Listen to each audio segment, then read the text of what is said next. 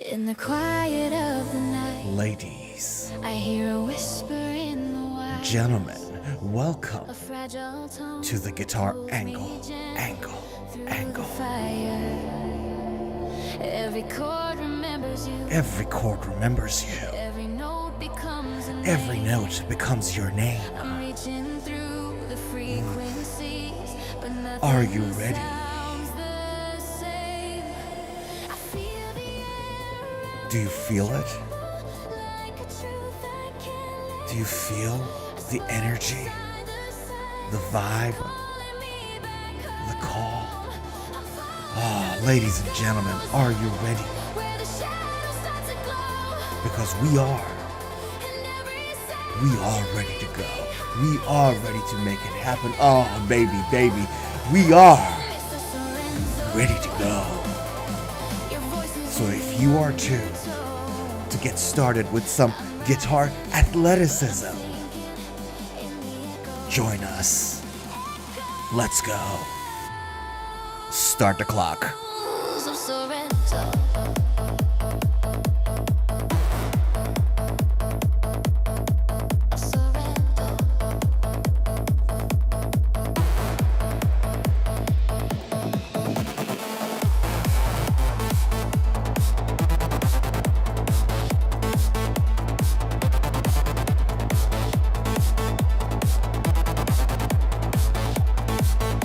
The world is made of silver strings and unresolved desires. I chase the tone that once was yours through broken amplifiers. You fade into the reverb, but I still can't let it win. I hear you in the distance, pulling me again. I feel the air around me tremble like a truth I can't let go. A spark inside the silence calling me back home.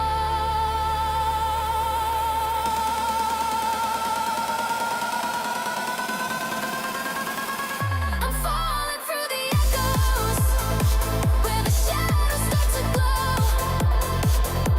And every sound you leave behind is the one I can't outgrow. Oh, Mr. Sorenzo, your voice is in the undertow. I'm rising, but I'm sinking in the echoes. Echoes of Sorenzo.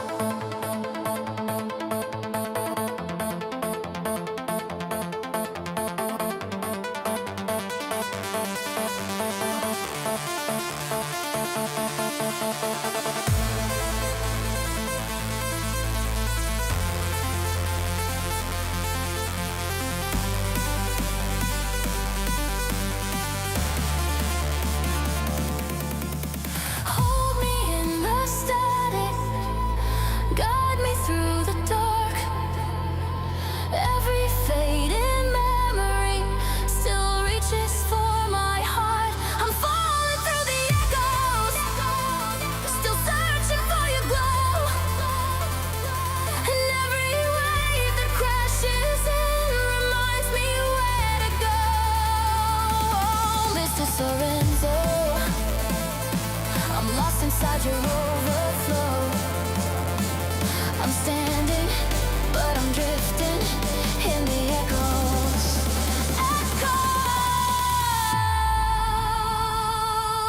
Echoes of Sorenzo.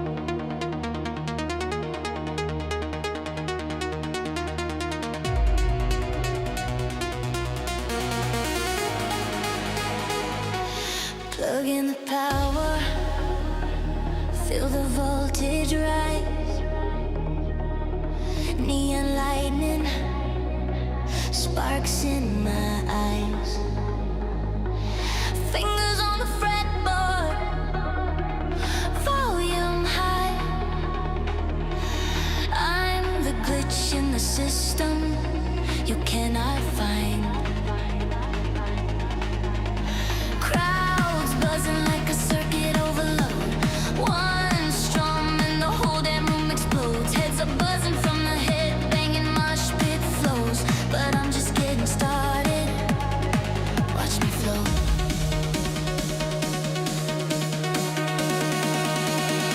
Ooh, baby, baby.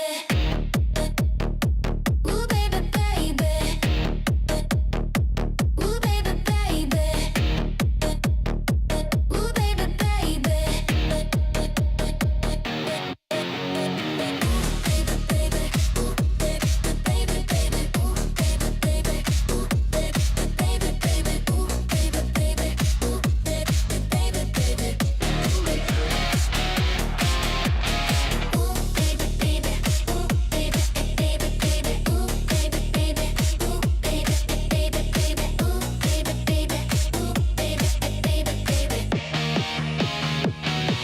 Electric in my veins, supercharged, but I'm still unchained. Screw classical players, let them fade. 'Cause I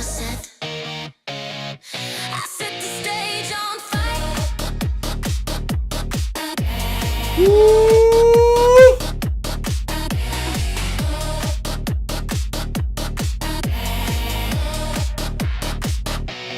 Oh, Shredding through the baby, baby, baby. neon blade. Boss mode Oh my! arcade. Smoke Ladies. rising from the amp on stage. Smoke's rising from the amp on stage. Oh, do you feel it? What's happening? Oh my, ladies, gents. Happy Saturday. So good to see you. How you doing? Welcome to the Guitar Angle. I am your host with the most, Mr. Sorenzo. Turn me up! Turn me up! Oh!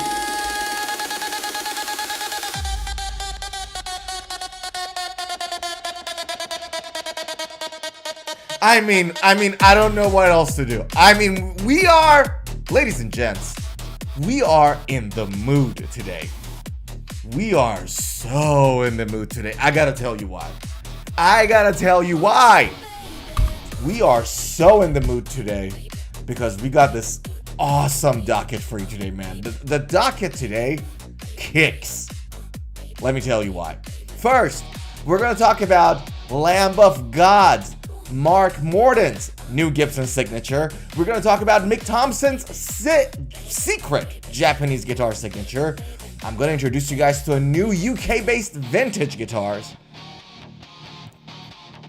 Boutique guitars, not vintage. I'm going to introduce you guys to that.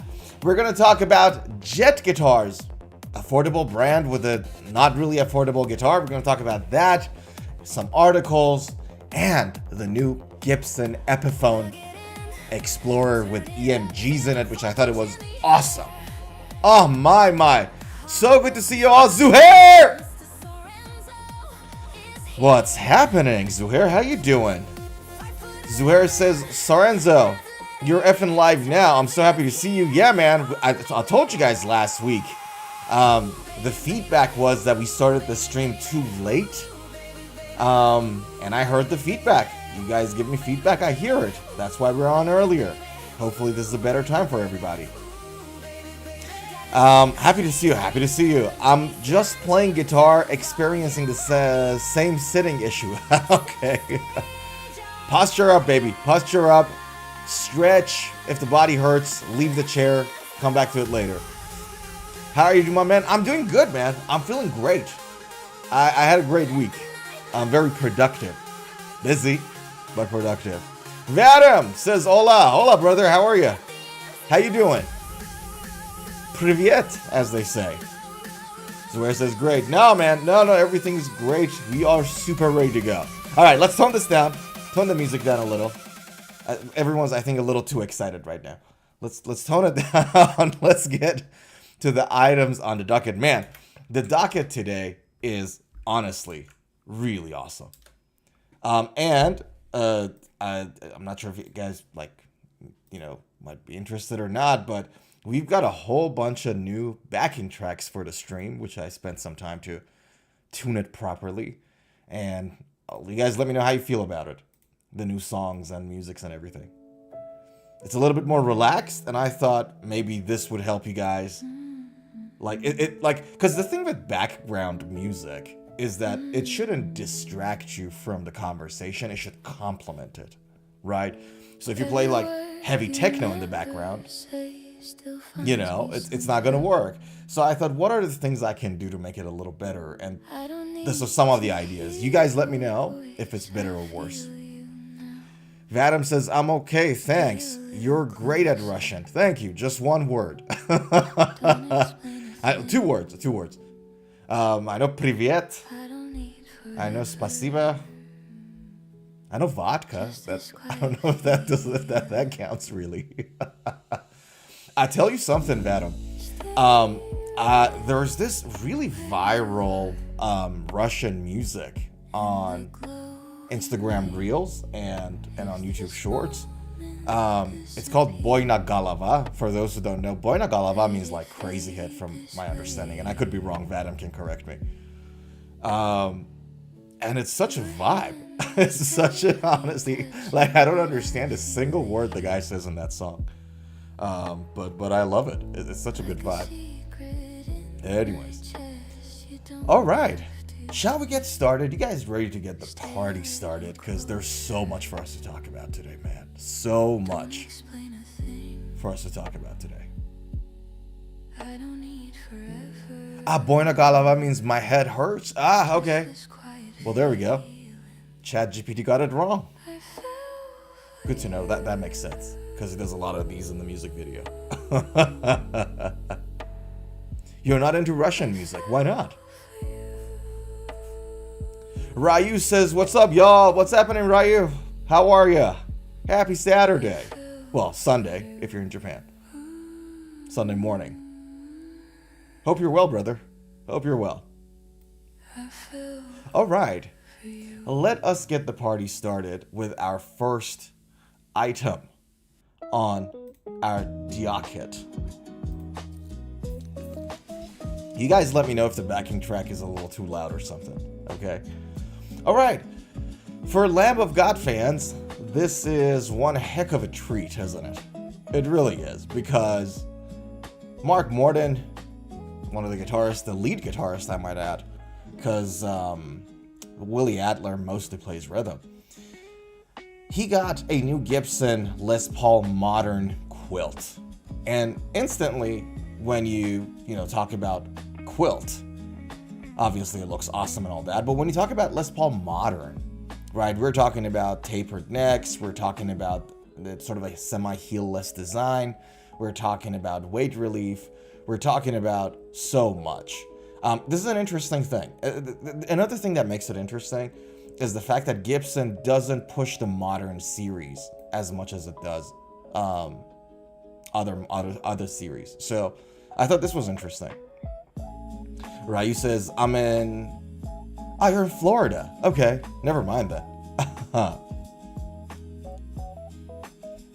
Fair enough.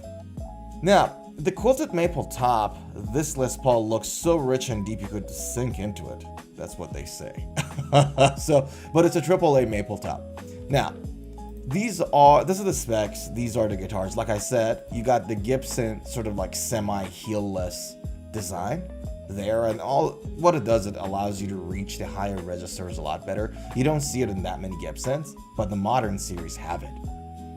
Now, the thing about this is that I think maybe about 2013 was that Gibson released this model called the HP model, high performance models.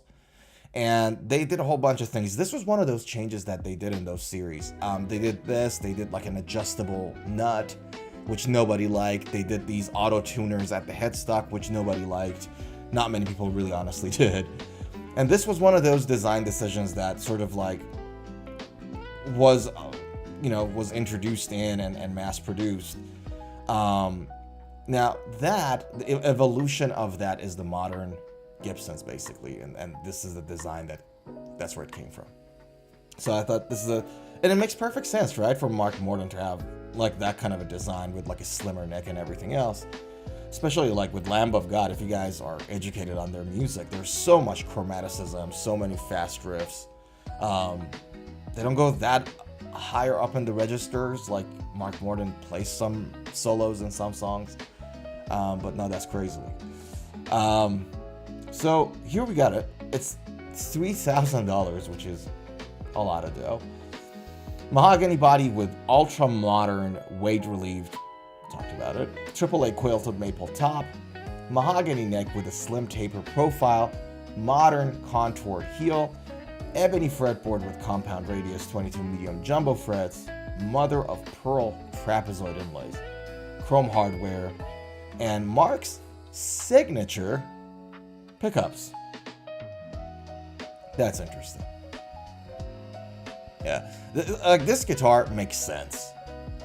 Like just the stain job on it, the color of it, the design of it, the fact that it's a Gibson modern, everything about it makes perfect sense. I mean, I don't know what else to tell you. Oops, sorry. You know, it just does. Yeah, I mean, they probably could have done a better job at the book matching there, you know, but that's fine. It's a signature guitar. Like this is like from here above it's great, but then from like there's this bit below that doesn't make so much sense. Something is not right. But that's fine, you know. All right, shall we listen to this guitar together? Shall we have a listen? Let me pause the music and we'll have a listen to this together. Zuhair says, always loved his vocals. Mark Morton's? Always loved his vocals and songs growing up. Rest in peace to Brad Arnold of Three Doors Down. Did he pass away? So I'm very sad. I didn't know that. I'll look it up after. Okay. Vadim says, just find it not interesting. Mostly, I only respect a few Russian artists. Mark's new Gibson is cool. Only wish it was red like his red #1. Yeah, it would have been awesome, right? Yeah, no, I know what you mean. Vadim says, rest in peace, Brad. Influential dude. Sure. Yeah. No, I didn't know that, man. I was all over guitar news this week, actually. Where was that? When did that happen? Okay. Give me a segundo. Bring this up. And here we go. And I'll give you guys some audio.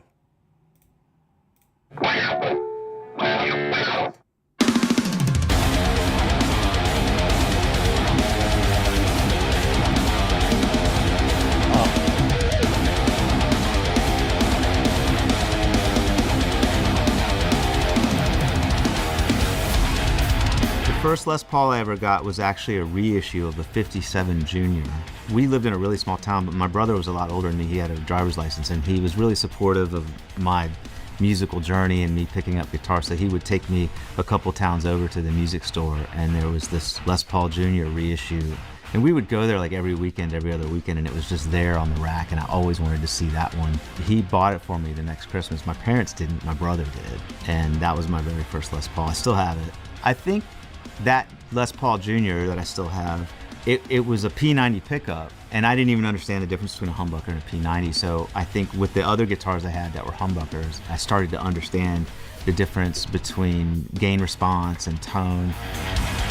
The beginnings of Lamb of God formed really with just some friends in our small college town, Richmond, Virginia. We had all jammed in different bands and stuff before, but we were, the core of us were friends and just got together to make noise. There was no goal or ambition to be a big pro touring band or anything like that. It was just like kind of a riff club. We would set up in this really just humid, stinky brick wall basement in Richmond and just make a bunch of noise, and for the sake of doing it.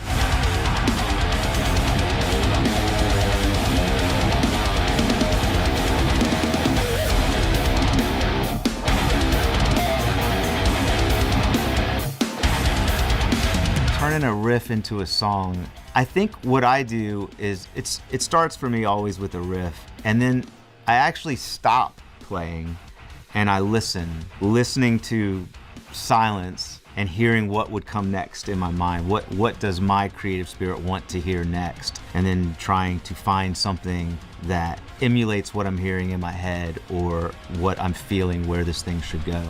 And I think for my part, I'm kind of always shooting for groove. Groove is where it's at for me. I just want something that makes me bob, get that swaggy. I really wanted something that stayed in some sense very classic to the heritage, the history of the Les Paul. So I didn't want to do something too radical, but I also wanted something that looked heavy metal, that looked appropriate for the guitar player of Lamb of God's Les Paul. The quilt top and the trans black satin. Sorry to interrupt. This quilt top looks good, not the one on the website. Les Paul. The quilt top and the trans black satin finish felt kind of dark and kind of metal to me, but not over the top. It still feels like and looks like a Les Paul. In the right light, it kind of almost has this like deep purple kind of hit. So once we decided on the actual finish of the top and the finish of the guitar, there's all these different kind of elements you can play with, little design elements with picking out the hardware and the plastics. And we really did try a bunch of different options. So we paid a lot of attention to what we were going to finalize those little details with. And for me, it's a bullseye. Did I see 23 here? Guys, I'm not 100% familiar with Gibson's coding thing. Is this 23 the year, or is the... Okay, I don't know what the new coding thing for Gibson is, especially for Gibson Moderns. But if someone... I'll look it up maybe.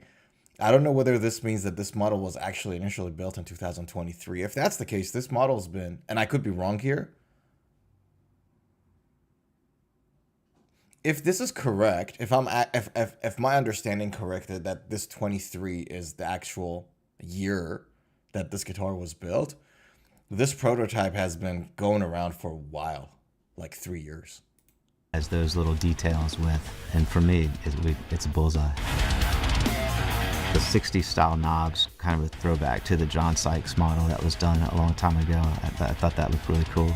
The way it's contoured there at the heel really allows me to reach upper registers comfortably for soloing stuff. The ebony fretboard is just really fast. And this model has a slim taper neck, which was very important to me. It's just, for me, it's the most comfortable neck profile.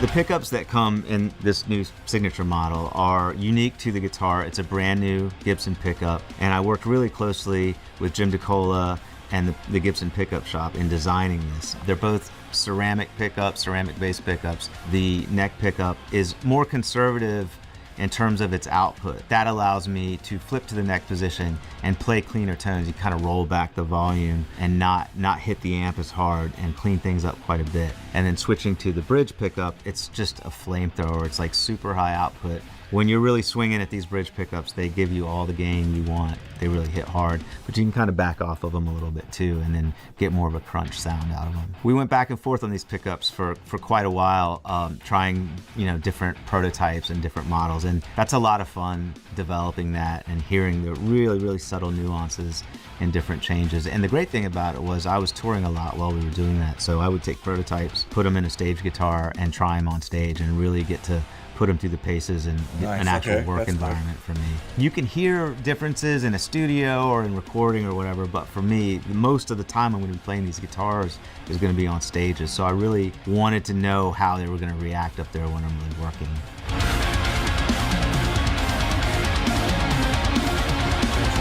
Okay.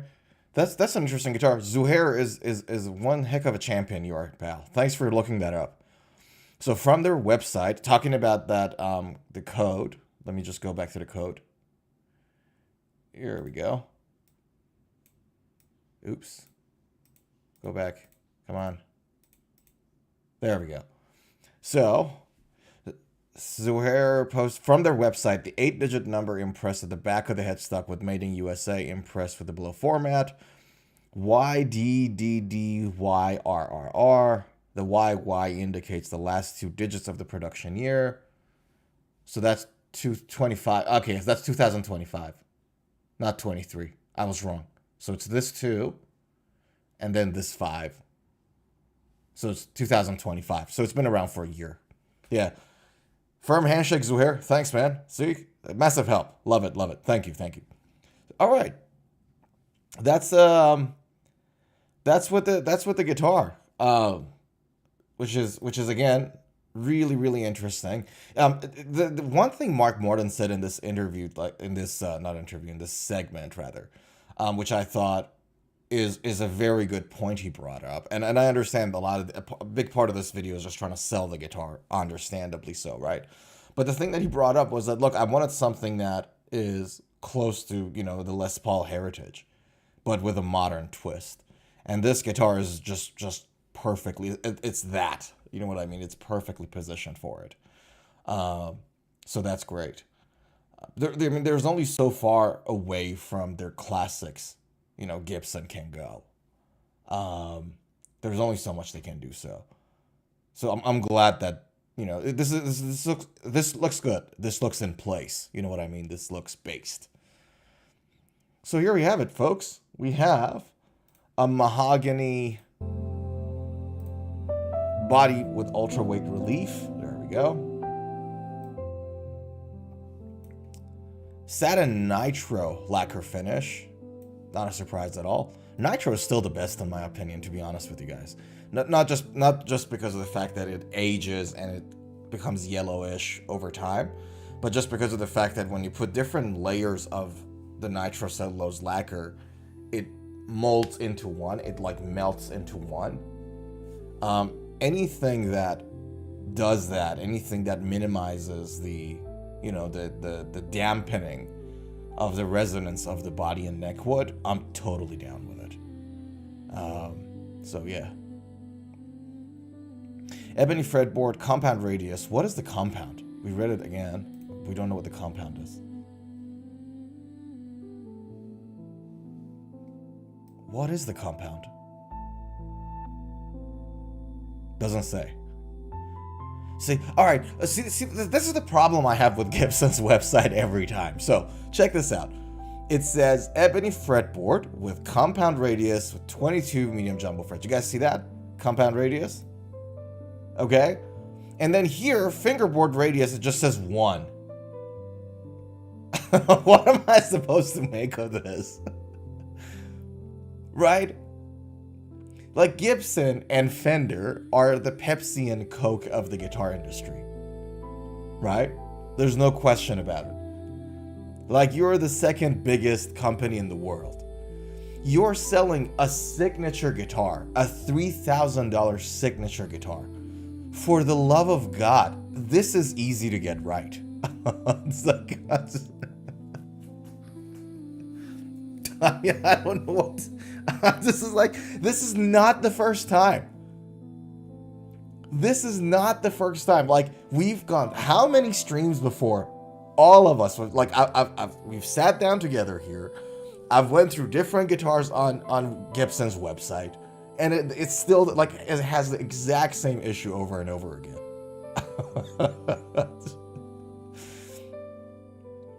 Zuhair says, I agree with you now. The website one looks a bit worse, so if real life body better, many might not get it. Real life body is totally better and darker. No, you're right. The real life body is better and darker. The thing with like AAA top woods, you know, like a body wood like this, is that no two guitars are going to have the same, you know, same top, obviously, right? Every piece of wood is going to be different. So it's whatever that is available there in the factory at the time. But, you know, I've seen guitars that, like, the manufacturers put them together, and you look at the book matching, and you're like, they don't care. You know what I mean? They don't give a damn. I don't know whether Gibson gives that much of a damn or not, but again, going back to their website quality, why isn't the photo of the one that we just saw in the video here? You know, it's not that hard. Put the best one on the website. I don't know what to tell you. Zuhair laughs. Yeah. Vadim says it's a baseball bat, not the neck. Yeah, it's not a thick neck though. I get that comment if it's like a thick, those like 50s, thick chunky stuff. But yeah. Zuhair says the curve at the neck joint is so strange on the Les Paul. But these are pics. Are these pics? No, these are not AI generated. These are real pictures of the modern series. So with Les Pauls, you know, you have like the 50s model, the 60s models, the traditionals, the studios, all that. Gibson Les Paul has a series called the Modern series. I'll show you. Electric Les Paul. Right. See that? Modern collection. And you got the 60s, you got the reissues, you got the standard 60s rather, you got the specials, right? So all of these are different models, different series in Gibson. And there is this collection called the Modern collection. And the Moderns, all of these have like, not all of these, the ones that are labeled Modern at the very least. There we go. For example, Modern Light. Or, where's the actual Modern? Let me try to find it. There we go. Les Paul Studio Modern, right? So they got this really nice contour at your neck body joint. That website is slow, for the love of God, man. Like, I got a 1 gigabyte per second service, and I get about 800 megs out of it. You know what I mean? So the speed is good. The website is slow. There you go. See that? You can't see it. Maybe it's white, but it still has that same curve. So this is a Modern series feature. I like it, actually. I like it. I don't want a Les Paul model that is, you know, like too heavy. And I understand that some people like the non-weight relieved mahogany bodies. I completely dig that. Like, I get it that people like it that way. But I don't know. It's just, I like the weight relief. I like the thinner neck, and I like the contour. I mean, for the love of God, my main guitar right now is a Washburn N4 with Stevens extended cutaway. It's a complete heelless design, right? So you kind of can see where my reference comes in for that one.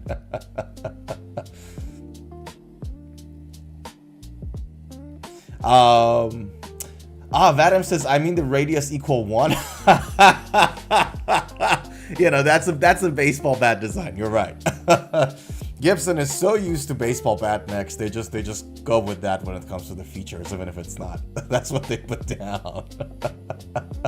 Why?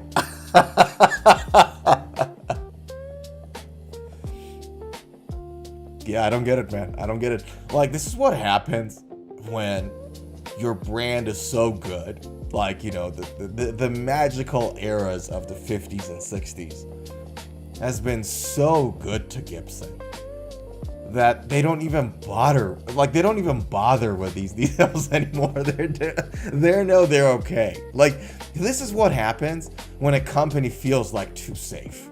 When a company feels like, you know what, we're good, whatever. Just chuck it in there. You know? Vadim says like half a spear or something. But in reality, it's most likely 12/16. Yes, sir. 12/16 or 10/14. Most likely 12/16 because Gibson is 12/16, right? like for the compound stuff.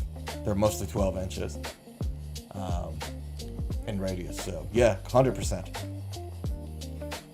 Zuhair says there is also the Prophecy series with the active pickups like the Epiphone Prophecy series. Right. Yeah. Well, there we go. This is a feature Vadim's not going to like. 43.05 mil. That's even more than 43 at the nut width. Neck materials, mahogany, mother of pearl, trapezoid inlays. 24.75 scale length. The scale length kind of makes sense. What this makes me feel like, and I'll be interested to see what string gauges Mark Morton actually uses, he won't be able to down tune to drop C on 942s on this scale length. So I have a feeling that he's using probably 10s or something. Because this scale length, otherwise the strings are going to be too flappy. Too floppy. Yeah. Vadim says, oh no. I hear sarcasm when I read that. I don't know why. Oh no. 43 mil nut width on a guitar that I'm not gonna buy. That I don't care about. That's how it came up to me. Correct me if I'm wrong here. So yeah, here we go. Aluminum two-nomatic bridge, chrome finish, you know, 2 strap buttons. Like, why? Why do we have a strap button? Like, why do we need to know that a Les Paul has 2 strap? Anyways, truss rod is adjustable as opposed to being fixed.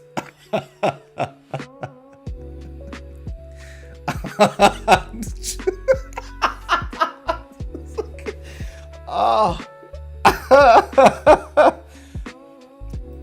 So Gibson, for those who don't know, got 2 style of truss rods in their Les Paul guitars. The first one is adjustable, and the second one is not adjustable. I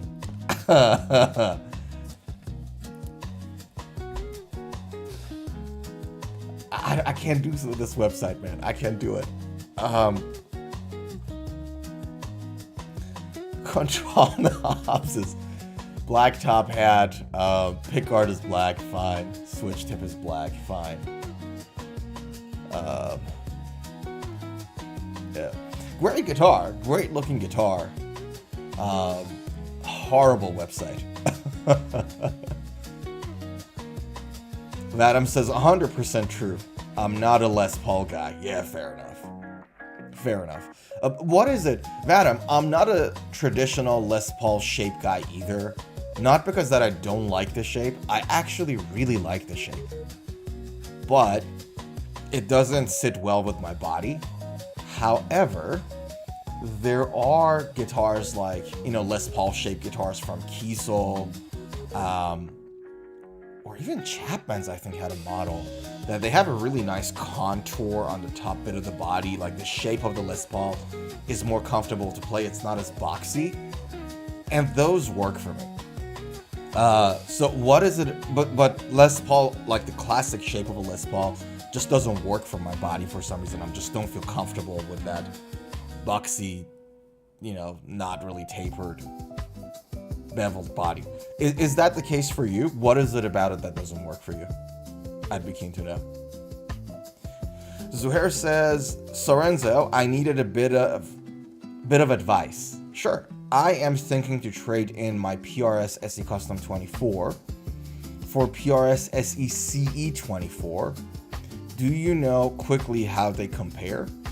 Yeah, if I'm not mistaken, obviously if you're getting the new SE models, the new SE models have updates to make him closer to the core, like stuff with the pickup rings and the tuning wings, the tuning keys, wings, and all that.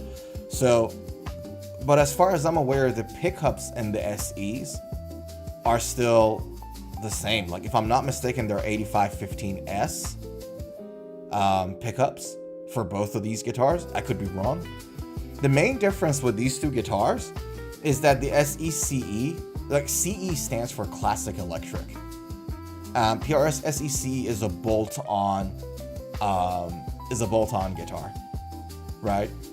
Whereas the normal SE Custom 24 is a set neck guitar, right? Now the SECE is the cheapest PRS model that is out there. I think Sweetwater right now sells them for $500 to $550 if they're not on special. Zuer says, seems the CE is a bit cheaper. Yeah, literally, there we go. That's what we just said. I got my custom for $750, CE is $550. Exactly what I said. Yeah, I remembered correctly. But still great quality from what I looked up. Yeah, you know, they're really good quality. Look, like right now, if somebody comes to me and say, hey, like I want something in the sort of like semi-affordable range, I got $500 in my budget, or a little less, what do I get? I'll say get the PRS SECE, and if you can't find it on special, you can buy it cheaper, like say for $400 or something. That will be my recommendation, without a question. Here's the reason why. Out of all these brands that get produced in Indonesian and Chinese factories, right? The PRS guitars, SE guitars, are one of the, if I'm not mistaken, the only one, or if not the only one of the very rare ones, that even the more affordable version, so like the cheapest one is SECE, right, is made in the master built factory. So Cort Indonesia, Cortec, is the biggest guitar producer in the world. They have a whole campus dedicated to their factories, and they have like multiple factory buildings, like 7, 8. I could be wrong with the number, but multiple factory buildings. These factory buildings are ranked from like, you know, like lower quality, like good mid-range quality. That's not the real name, but that's the categorization, right? And then you got the really high-end stuff, the master built stuff. PRS SE guitars, all of them, whether it doesn't matter if it's the cheapest SECE or whether it's like the Herman Lee's Clio Signature SE, which is like $2,000, all of them are made in the master built factory that is dedicated to PRS. So because of that, like PRS is one of those companies, like PRS is one of those, Reverend is one of those, they're trying to make more affordable guitars, but they're meticulous about the quality. So yeah. Now to answer your question, whether you would go, if I were you, I don't know what motivates you to change your guitar, right? So I don't know what is it that makes you want to change your SE to SECE. Is it because you need a change? Is it because you just want to try something new? Is it because there's something about your guitar that you don't like? Identify what it is that you're trying to do, and then that hopefully helps you to figure out what is the better way to go about it. As far as, you know, whether you get a set neck guitar or a bolt-on guitar, sound-wise, you probably get a bit more twang out of the guitar that is bolt-on, just because of the metal plates or the screws and all that. But yeah. Vadim says, by the way, if you are, check out History Les Paul. Some of them have a volute and mostly all have smooth neck transitions. Check out History Les Paul? Is History a model? I might have not fully gotten what you meant there, man. You're right, some of them got the volute. Do we have a... Historic. Right. I think I know what you mean now. Let's check out the Historic. Would you believe me if I tell you I'm clicking but it's not opening? Hold on. Listen. Listen, can you hear the click? I'm just gonna go there. Listen.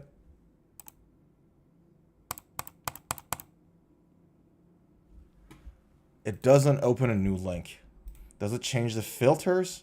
Okay, it changes the filters. Okay.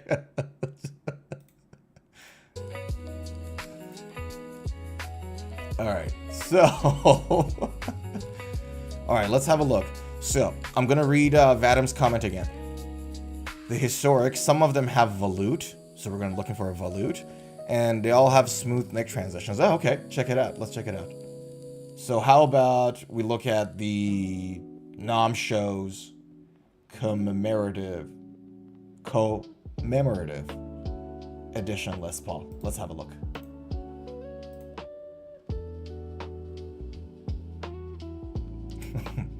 Here we go, guys. Gibson Les Paul website.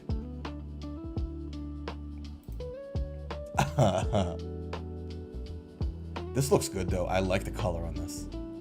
While that page is loading. I actually dig this. This looks nice. Let's open it up. Look, nice chocolatey kind of color. We like it. Vadim, while this is loading, let me just read some comments.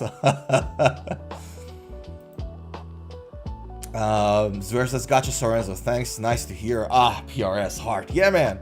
They're meticulous. Like, I hope they keep this tradition of taking care of, like quality. I hope they take care of it after Paul retires or decides to leave or something. I really hope they keep it.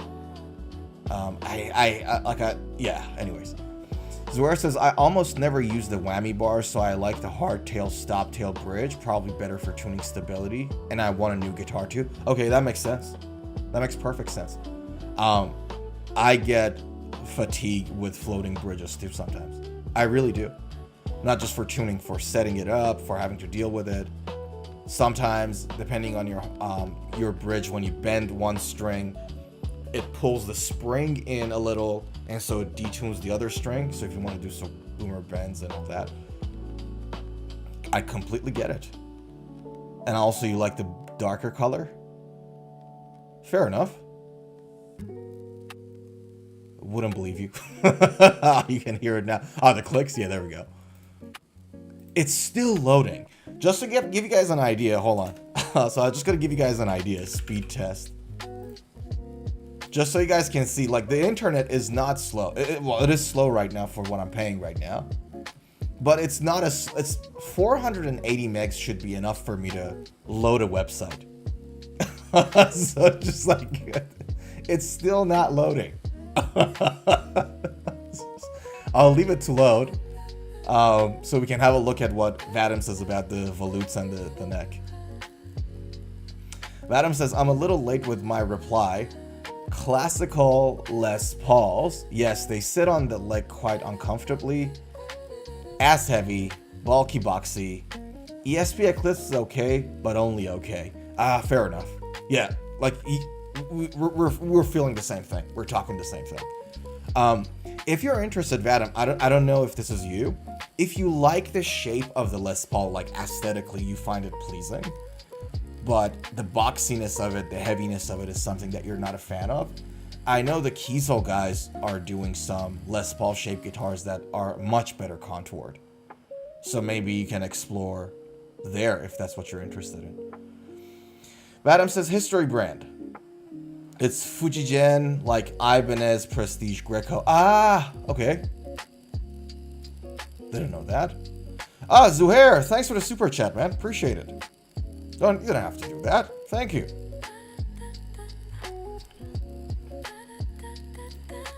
Get a PRS. Get that PRS. Man, this website is really not doing it right now for me.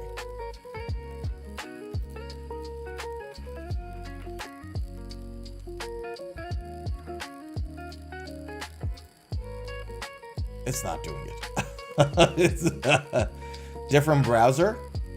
Hello. Okay, let's do a different browser. I'll do a different browser. You want a different browser? I'll give you a different browser. Here you go.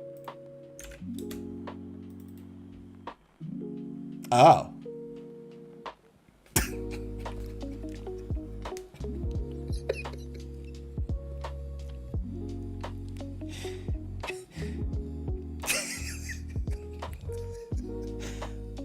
So, you mean to tell me that all the... Sarah says welcome. So you mean to tell me all this time I've been trashing the Gibson website. All it was a caching issue on my browser. Is that what we're saying?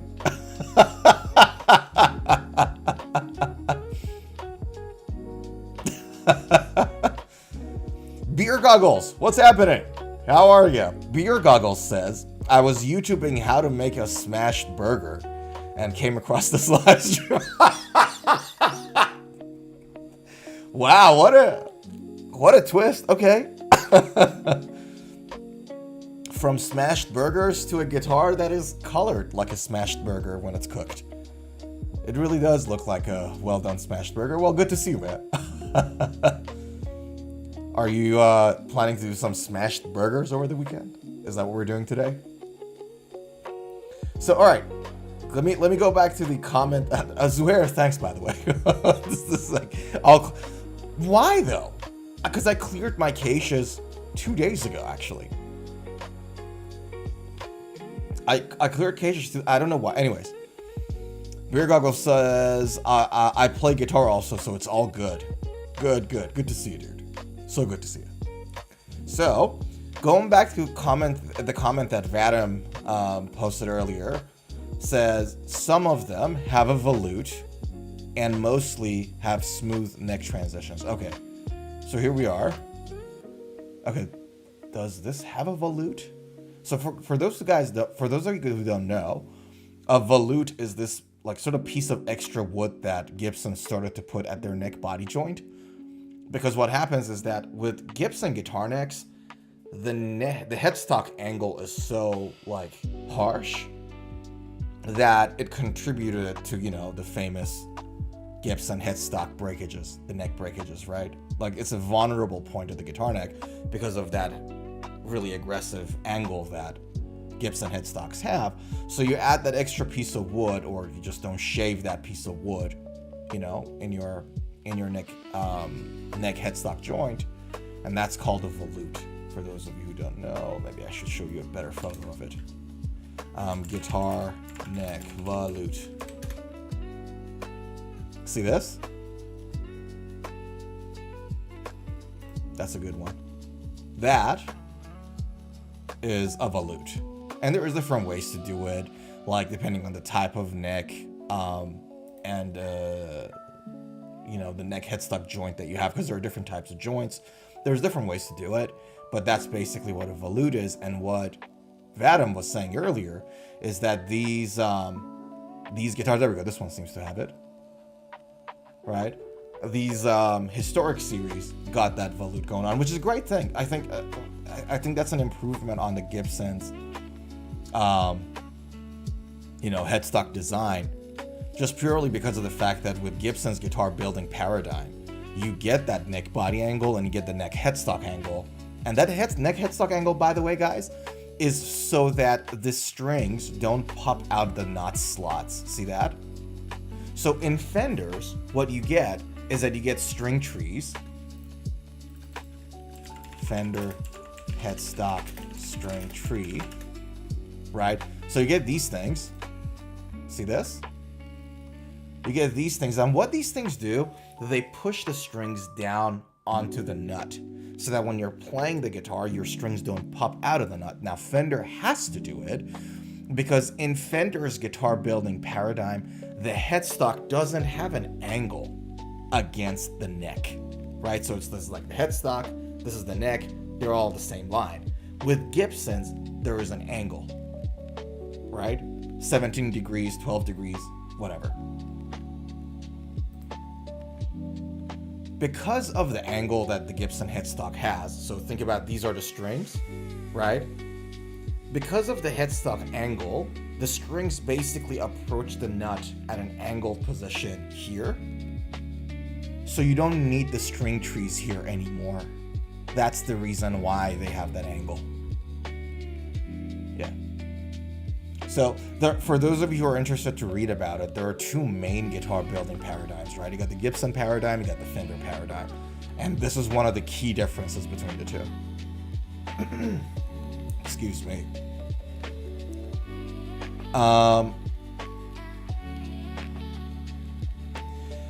Vadim says Sonic Drive Studio ditched his Gibson for Edwards. 100% agree with him. It's 1/5 of the price and the same quality. Gibsons are pricey. They certainly, they certainly charge you for their brand name. That is for sure. Zuhair says, I thought the Edwards Les Pauls were also very expensive. I guess cheaper than Gibsons. Yeah. I mean, listen, like you don't get Gibson, you don't get Les Paul shapes more expensive than Gibson, right? You guys know. Also on the same boat, Zuhair. Expensive, but not as expensive as Gibsons for the same spec. Heritage H150s. Awesome guitars. Pricey, but not as pricey as Gibsons.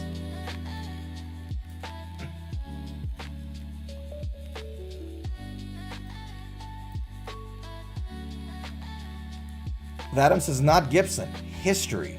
It's a brand. Okay, here. So, History guitars, Japan.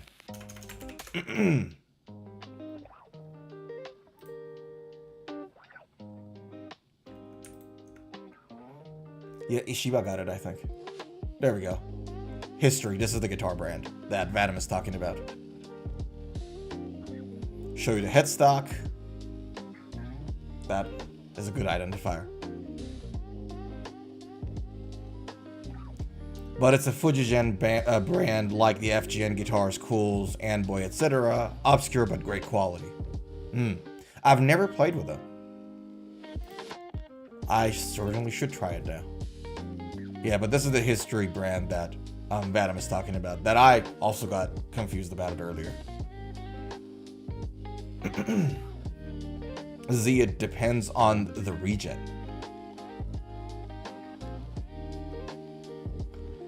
Zuhair says, what about all other guitars with no headstock angle and string trees?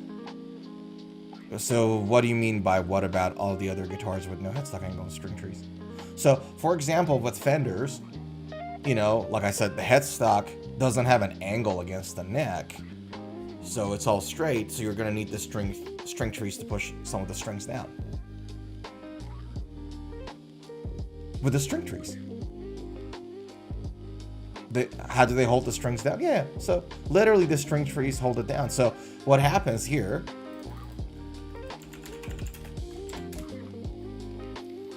right? See this? So what happens is that when you are stringing your guitar, you put the strings under the string tree like here. Can you see it?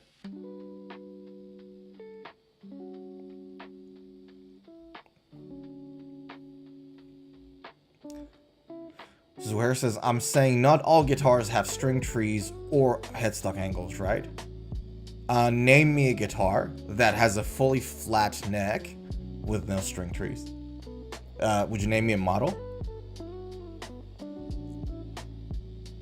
Name me a model of guitar that has a complete flat headstock and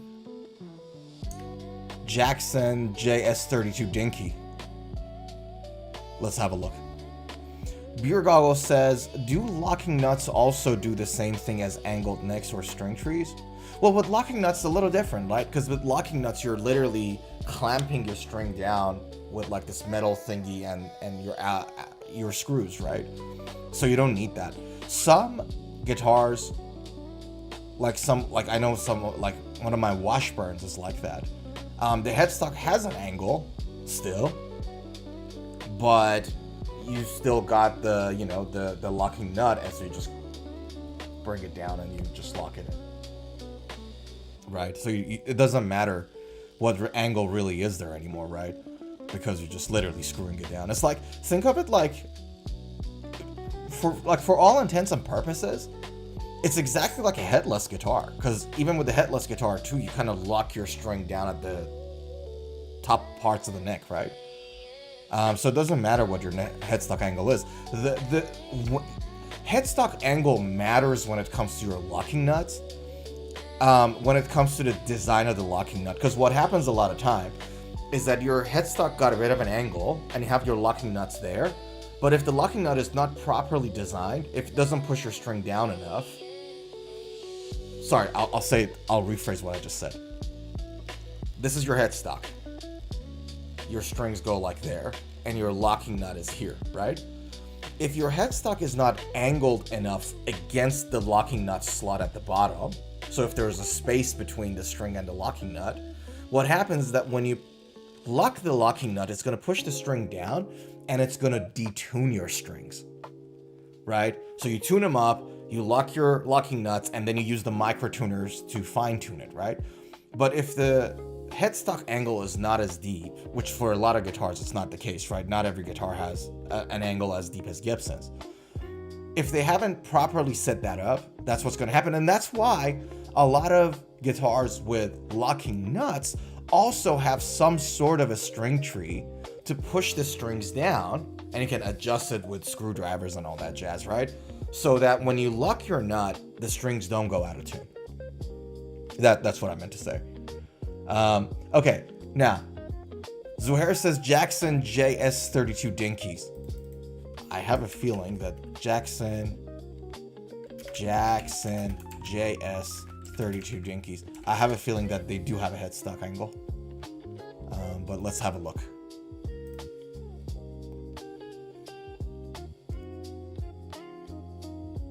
Vadim says Jacksons have angle. Yeah, let's have a look.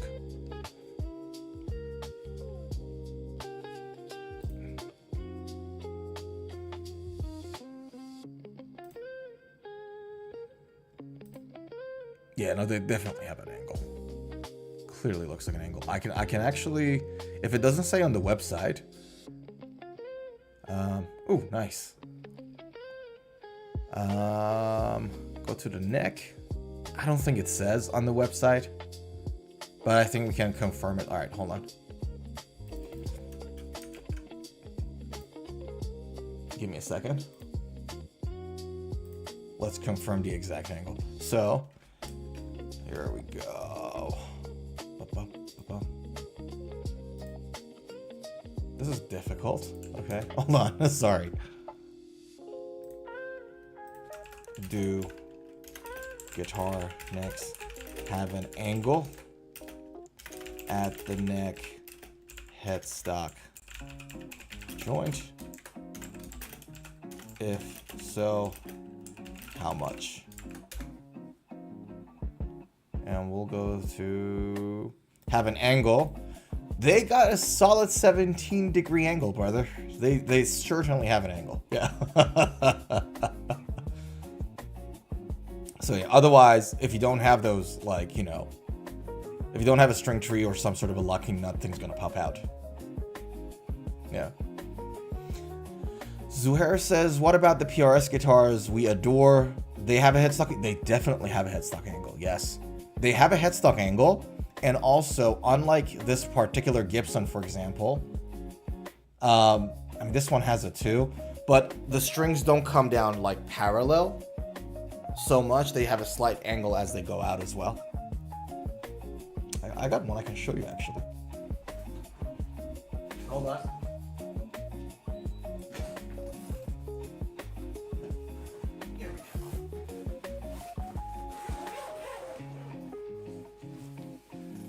Sir. So, see the angle there? See how this is the neck and your headstock is a little pointy down? And then now compare this headstock, the way the strings go out. These strings coming in, kind of hard to show you on camera. There's a slight angle. They're mostly like directly like coming down, but there was a slight angle. Some guitars, if I can show you a better photo here, actually have a much stronger string angle.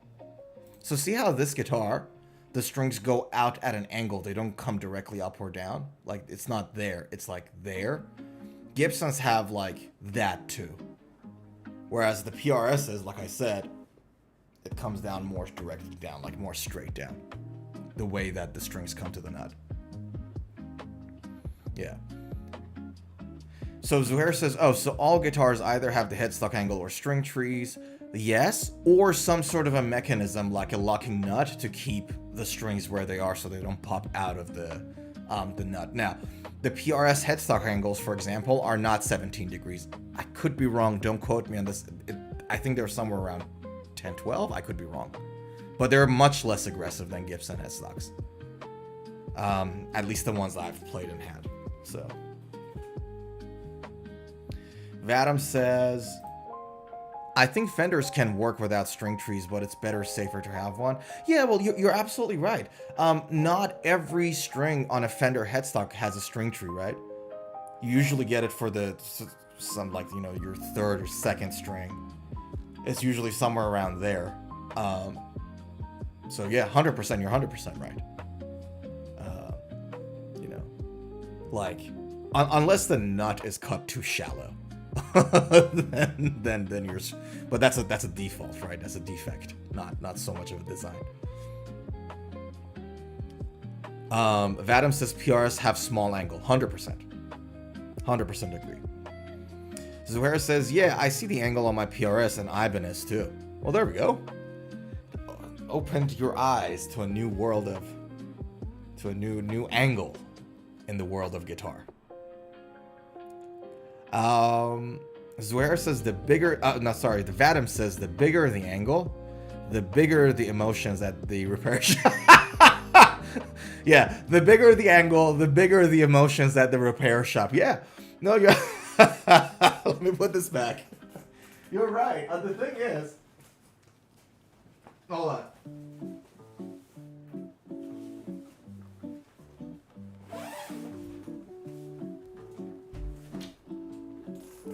The thing is, this was that 17-degree angle. Was one of the main things that were responsible for Gibson headstock breakages, which is like one of the biggest complaints with, Gibson headstock break. Here you go.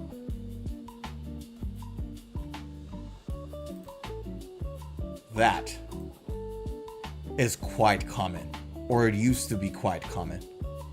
This. Right? Because of that angle, the neck headstock joint is really vulnerable. So you either do a volute or some sort of reinforcement. And most of these breakages, by the way, you can just glue them on and you're good. Like, so you can take it to a repair person, a guitar tech. What they would do, they would put some sort of a glue, like wood glue on it. They clamp it, they leave it there, then they sand it and everything else, and you're okay. In more extreme cases, you can actually add a volute like that. Yeah. But it costs you a lot more. It does cost you a lot more. Funny enough, one of the things that, so you guys know, like, there was a time that Gibson had serious quality control issues, and there was a lot of these going around and making repair people happy. What happened was, not everybody is like that, but there was like a few bad apples everywhere in every industry, right? Some repair people were recommending everybody that came to them with a broken headstock to actually do a volute. And they would charge them a lot. You have to charge them a lot more for that because it takes so much more time to do it. You need a CNC machine or some sort of a routing machine there to route those bits and add the extra woods and all that jazz. So they would tell them, oh, look, this is the way to go. And they would charge them a lot more. And now if you see online, there are a lot of people that are so skeptical of anybody that fixes a headstock like this. Yeah. So.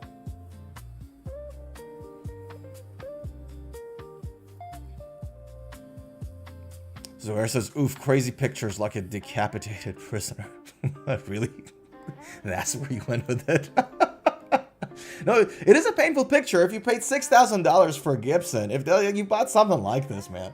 What is this? $6,500. You pay $6,500. And then next thing you know, the headstock breaks like that. It's scary. Vadim says, oh, by the way, some of those History Cools guitars have smaller angles too. but you have to check the model, look into this further. I'm not the biggest effing nerd. You are very knowledgeable about guitars. I always appreciate you like correcting me if I get something wrong, or sharing that information with so many people, because there are like people watching, right? And every time you put this in the chat, you not only help me, learn something new, you also help everybody else. So please do it. Worst possible case is, one of us, whoever it is, me, you guys, will say something wrong and we'll look it up and we'll learn. So yeah, appreciate you doing that, man. You got a great wealth of knowledge when it comes to guitars. Adam says Prisoner is a Gibson owner and investor too. This is the thing, man. Guitars are horrible investments. Guitars are really, unless it's like some 50s Gibson or Fender. Outside of that, guitars are horrible investments. You got to think about opportunity cost, right? If you say buy a Gibson, 50s Gibson, right? For say, I'm just going to pull a number out, $20,000, right? The question is, what would be the worth of that $20,000 guitar in the next 10 years? And then compare that with you putting that $10,000 in S&P 500. You know what I mean? Not even active investment accounts. Just put it in S&P 500. Just put it in the Magnificent 7, right? Google, for those of you who I don't know if you guys are into stocks or anything like that. Google, over the past year, did they grow I think their share prices went up 64%. All right, let's check it out. Google, Alphabet, right? Alphabet stock price. Go. Okay, so we'll go year to date. Okay, I checked it. When I checked it, it was early this year when I checked it there. So it was in January last year. Hold on. Is that not year to date? 1 year. There you go. 72%. I said 64. I was wrong. 72%. So if you put that $20,000 in Alphabet, just one stock, because of AI, these guys have been supercharging up with their stock price and everything else. But if you bought Mac 7, S&P, or just Alphabet, these guys, their stock price went up 72.5% just in 1 year. I mean, this is a really good year for them. Not every year is going to be like this. But all I'm saying is that guitars are really bad investments. If you got some money and you're thinking, you know what, let me just buy an old Gibson and just keep it there and I'll make more money out of it later. If you're not intending to play that old guitar, these are not good investments. This is not an investment advice. I'm not a financial advisor. This stream is not about finances. Okay, so consult your financial advisor. I'm just saying that in my experience, guitars are not good investments. We're just going to leave it there. Don't go on and lose money and then said, oh, Mr. Sorenzo said buy Google and then I lost money on it. Don't do that. I don't know what the chances are you lose money on a Google stock, but let me just put this out there. This is not. Let's move on. Enough about finance. Enough about tech stocks. Vadim says, nice. Thanks.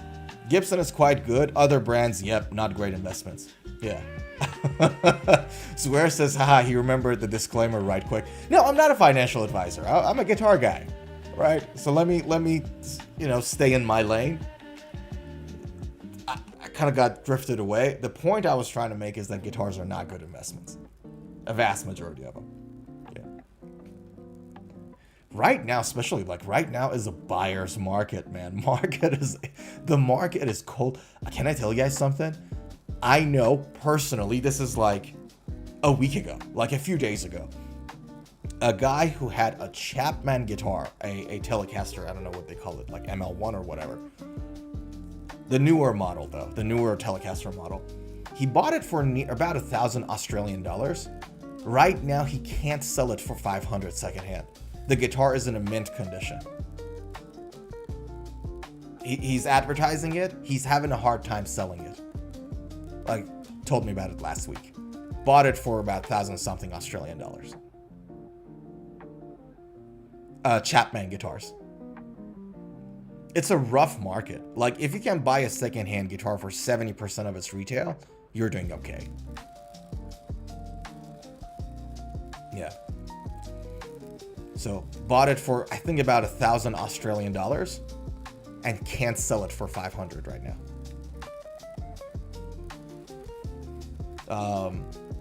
So yeah, second, like, for, if you want to buy Zuhair, it goes back to the question, if you want to buy a guitar, like the PRS SE, if you're familiar with the guitars, like how you do a health check on a guitar, dude, buy a secondhand. It'd probably be even cheaper. Like, there are some good deals out there right now in the secondhand market because just the market is soft.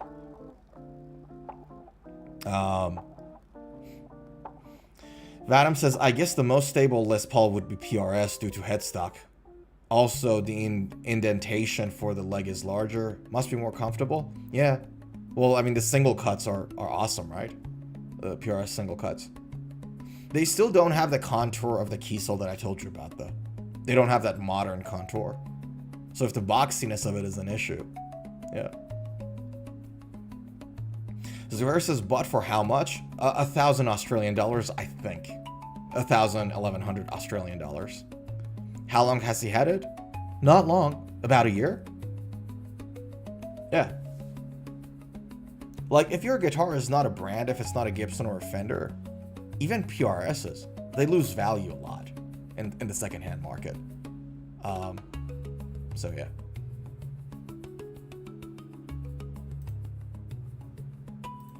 Yeah. Zuhair says, mint condition. Wow, yeah, the guy doesn't tour. He just plays it in his bedroom. Doesn't smoke, doesn't anything, doesn't have any scratches on it. Didn't drop the guitar, nothing. So if you're buying that guitar, dude, just buy your new PRS in a secondhand market. You can find somebody that has had the guitar for, like, say 2-3 months. The guitar's, like, been hardly played, and you can just buy it for just cheaper. Yeah. All right. Shall we move to our next item on the docket? There was, like, I don't know, like, whether I wanted to talk about this particular brand. I thought it's an interesting brand of guitars. It's a boutique brand based in the UK. They're not as well known, but the design of the guitars they've got is interesting, and I thought maybe we should talk about it. So let me introduce you guys to West Valley Guitars. It's a boutique British brand. They make their guitars in-house. And the thing that I found really interesting about this brand is the shape. Look at the shape of these guitars. So their philosophy is them making sort of like classically shaped, vintage sounding guitar. That's what they're about. But the design, I thought the design was great. The body and headstock both, they look really well. And they sit really well together. So I thought that was interesting. So check it out. I was like, let's check this guitar out together. And I thought, for vintage, this looks great. You know. So, Indiana Classic vintage white from West Valley Guitars. So, it blends a classic offset character with a refined modern feel, built around an obechi body and mahogany neck. It offers a balanced resonant acoustic response with warmth and clarity, while the figured ebony fretboard adds definition and a fast articulate attack.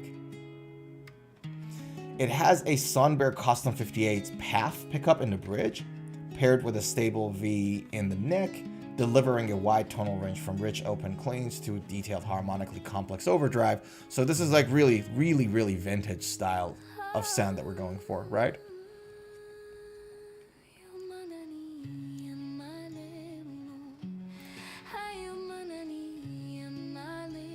That looks nice. I really dig. I'm not into vintage guitars that crazily much, but I really dig the sort of the design that they have on this. I think they've done a great job with coming up with their own sort of like, you know, original design.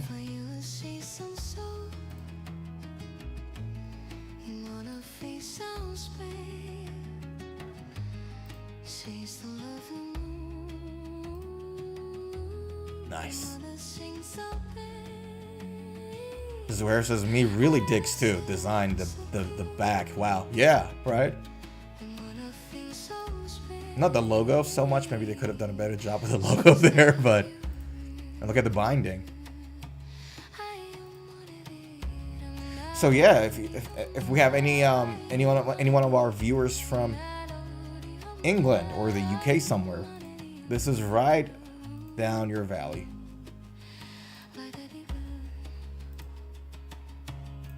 So yeah, that's the guitar. So we talked about the body wood. Has a bone nut. Hardware. It has a Tone Pros Tune-O-Matic aged nickel bridge. Nickel. Okay. Tailpiece also aged nickel. Gota vintage tuners. And they have threaded inserts on the neck screws. That doesn't make that much of a difference. It's just a design choice. CTS pots. Not a surprise there. Switchcraft toggle with an orange drop capacitors. 25.5-inch scale length. The fretboard radius is compound, so that's not that crazy vintage, right? Compound is more modern, so they're going 10 inches at the top, 12 inches at the higher registers. Body thickness is 41 mils. Aged nitro finish, great choice. Body finish is oil and wax. Top finish is again aged nitro, and the neck finish is oil wax. Interesting. Really interesting. So oil finishes, guys, oil and wax finishes were more common in like old school vintage guitars. Very, very common. Like, if I'm not mistaken, those were the first type of finishes that were actually kind of used. Interesting.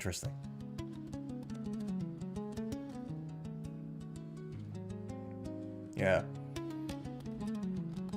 So I thought that was an interesting set of guitars. They don't have a video to demo the sound, but I thought maybe I should briefly bring this up because, like, this is not a brand that you hear about much, but like anybody that comes in with an original design, I really appreciate it.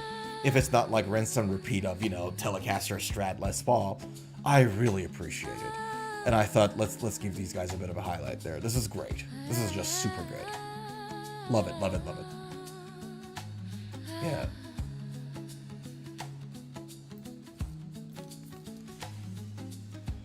Okay, Zuhair says, found CE24 on eBay, well-reputed music store for $400. Told you. Dude, if you can't find... This is a music store, right? If you can find, like, a person that doesn't work in the music business, just like an ordinary person, that they got it, you might be able to actually negotiate it even more down. Thanks for the tip. Anytime, man. Yeah. Zuhair says, don't dig the price.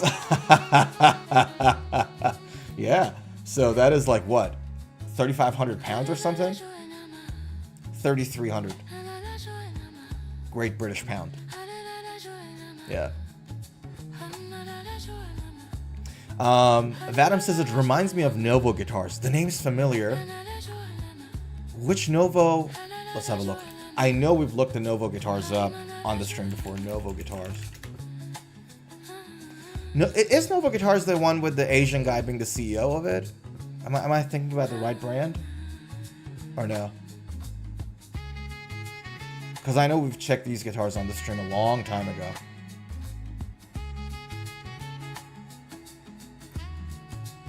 I swear to God, I thought we've checked it before. Did I have like a... I could be wrong. Okay.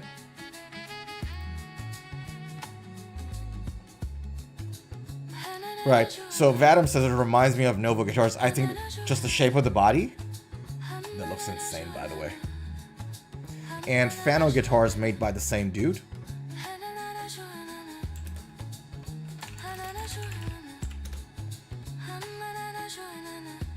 Is it?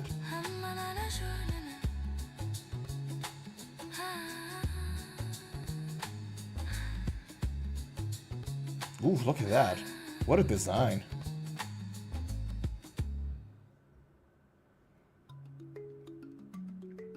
Where is it made? About Us. Dennis Fano. Yeah, don't know the guy. I don't know about this. I don't know about the guy. I'll look him up. Let me put it on a note. Hold on. I'll look these guys up. Fano guitars. And we'll check Novos as well. I know we've checked the one specific model of a Novo guitar a long time ago on the stream, but I don't remember which model it was. Yeah, thanks for that, dude. I typed it down. We'll look it up and then we'll bring it up in another stream, maybe. Yeah. Zuhair says, you love romantic songs.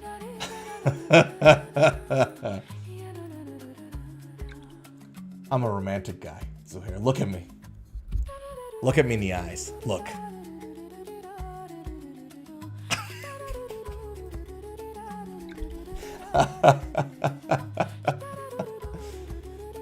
It's a nice song, right? I like, the thing is, like, you say, oh, you like romantic songs or chilled songs. I do love them. I like good music, right? I mostly play metal. I mostly listen to metal. But there is a part of me that loves these genres, like what you're hearing right now. Like, there is a part of me that loves it. Right? And sometimes I listen to these things a lot. And I like good music. Like, I used to think of myself just a metal listener, as just a metal listener. I'm not. Like, I like good music. Yeah. Vadim says, yeah, the style and that it's based on a Jaguar Jazzmaster initially. Yes. I should change the heart transition. Sorry, let me do that now. I thought one was enough. Yeah, that's what you're talking about. I agree with you. It looks great. It looks great.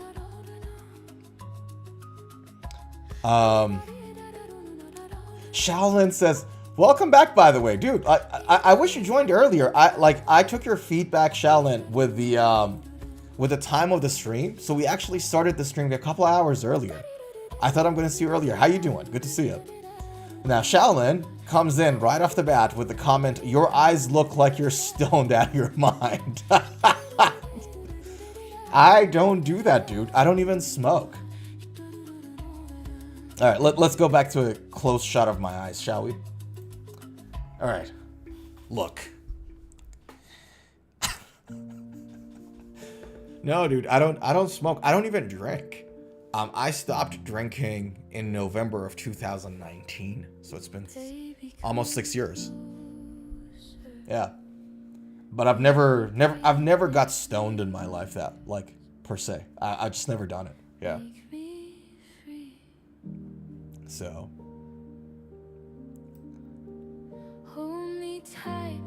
Adam says romantic guy with 7 strings playing romantic songs. Drop F sharp. I push my fingers into my eyes.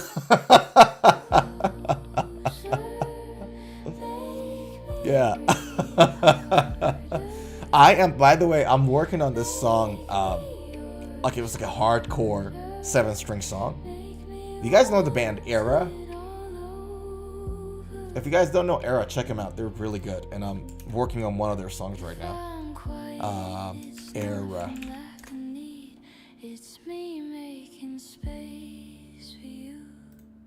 This band? ERRA. Check them out. They're really good.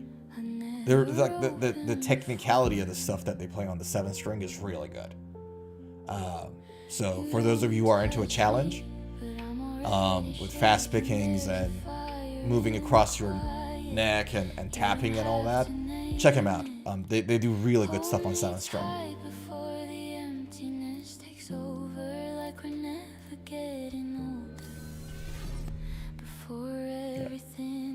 Zuhair says, Shaolin comes in to make sure you don't get too full of yourself. Yeah, no, I think that, just right across the bat. Vadim says, 1 string as romantically as possible. Yeah.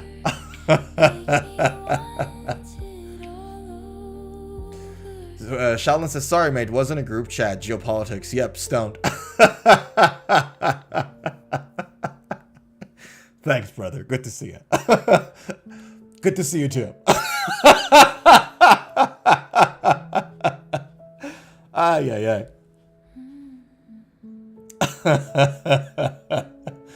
I am not stoned. You know, the thing is, like, a lot of people that play music do it, though. A lot of people that do music do it. And, yeah. Shalin said, the more you deny it. I hear you. Damn. Vadim says, I heard an era. They're really good. Check them out. Zuhair says, you look fine, handsome. Ah, thank you.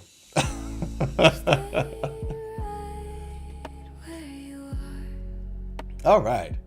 Let's do this. Guys, I just wanted to bring up a couple of quick things before we jump to the next item on the docket. We talked earlier about one of Yvette Young's Ibanez signature guitars. And I thought maybe we can briefly touch this before we actually talk about the real one. The one that I actually wanted to bring up. So, Yvette Young has this Ibanez model that, you know, has its own, like, sort of vibe. Maybe I can show it to you guys. Not all of you might be familiar with it. We covered it once or twice on the stream. So, Ibanez, Yvette Young. And she's a really good artist, by the way. She's honestly really, really good at what she does. Like, that was the model, right? It comes, I think, in orange as well, like a red-orange sparkle as well. But she really kind of plays this, I don't know, semi-funky, semi-fusion kind of a vibe music. Now, this guitar is coming out with P90s now, which I thought, that's an interesting thing. I didn't see that coming. Now, it's not interesting to me because, oh, somebody got a P90 in their signature guitar. It's interesting to me because a fusion guitar player is having P90s. And makes me wonder, is this just a one-off thing? Or is this just something that we're going back to the future? You know what I mean? We're going, like, the future, the path to the future is going back to the 50s and 60s. Kind of a vibe, even with fusion music. So I read this article, and really, the gist of it really is that this guitar is now coming with P90s. And so it sort of like, you know, flicked my antennas up and made me want to pay attention to the guitar market in that aspect a little more to see if this is going to be something that I see more of as a recurring theme in the next, I don't know, quarter or 2 quarters. So I thought that was like an interesting move. So that was one of the ones that I want to talk to you guys about. The other quick news before we get to the main stuff was with jet guitars. And I know, I don't know whether Zuhair brought it up earlier. I know we had our friend Dorotio, who brought in jet guitars, and jet guitars were basically sort of an affordable brand of guitars that, correct me if I'm wrong, it's available on Amazon United States, the US Amazon. And, you know, they're just like really good specs for their price. It's a good bang for your buck. With more affordable guitars like this, like $200-300 guitars, the thing that, I don't know, the one downside of them, I guess, is the fact that in some ways they're designed for impulse purchases. So some people buy like really affordable guitars because that's the only thing they can afford. And this was me 6-7 years ago, you know, buying a third-hand $100 Samick with a broken pickup. You know what I mean? That's all I could do at the time. And some people buy it that way, and that's completely fine. That's totally cool, right?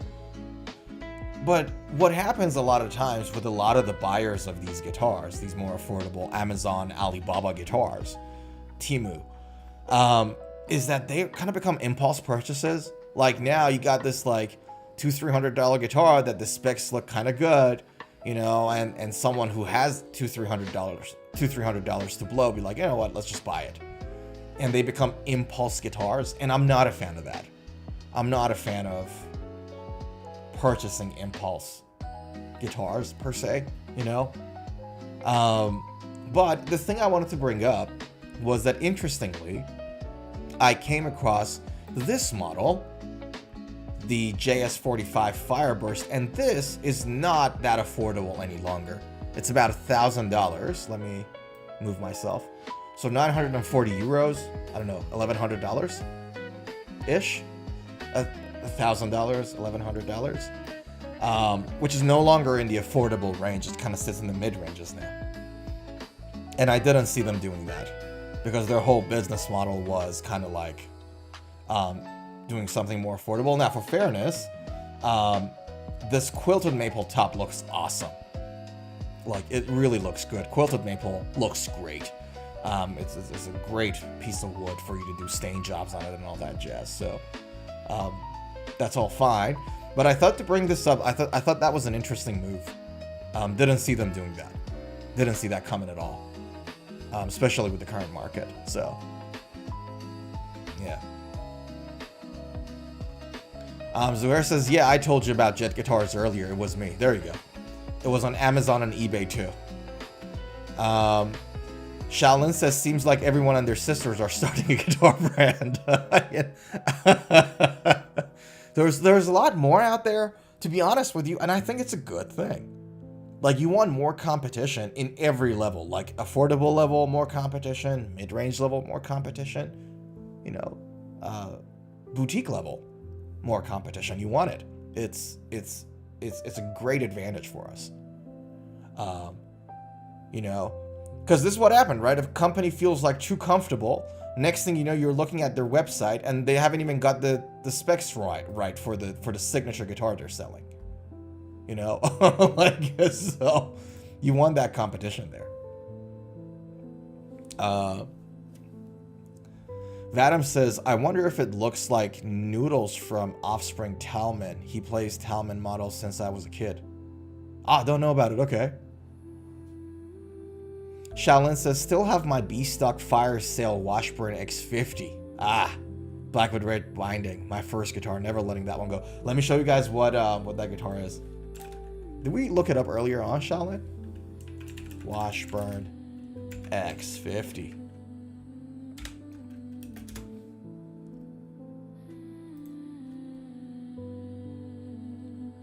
Correct me if I'm wrong, but I think this is the one you're talking about. Am I correct? I think that's the one you're talking about. Correct me if I'm wrong. $150? Nice, okay. That's a good deal. When did you buy it? Like, it was... Nope, the black and red binding, okay. The bindings, I don't know how I can find the bindings well. What's the... Not a pro.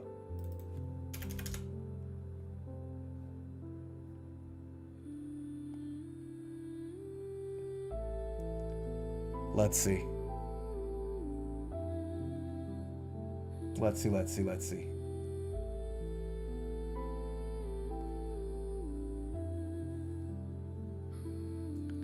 Where is it? I thought we looked it up earlier. Maybe I'm wrong. Maybe there was one of your guitars I think we looked up earlier, and I could be wrong. The black and red binding, not a pro. It was a special run on Music 123. Don't think you'll find it. Okay, fair enough. Yeah. Vadim says, Shaolin, I thought the same about Ibanez RGA 321F. My first serious guitar, sold it 3 years ago. Yeah, we talked about it, I think. But yeah, so there you have it. I thought this was an interesting thing on Jet Guitar's side. I thought, didn't see that coming for sure. And the guitar looks awesome. Like, when you look at the guitar itself, look at the specs. 2-piece mahogany body with quilted maple top, quarter sawed light roast maple, quarter sawn, not sawed, but fine. Indian rosewood, white shell round inlays, 12-inch fretboard radius, 22.5-inch scale. So yeah. I thought that was interesting too. Like, for an affordable brand, for an affordable guitar brand, I thought that was an interesting move. Okay, give me a second. Let me turn this off. And let's do the favorite part of the stream bit. I really want to do it. Because I think it's a good time to do it. Guys, I want to pop the scan to your health. And this is like, we do it on every stream, man. Guys, thank you so much for hanging out with me today. I love talking about guitars, love learning from you guys, love chatting with you guys. You know, it's just a highlight of the week. And what more can I say? Thanks again for hanging out with me today. Cheers to your health.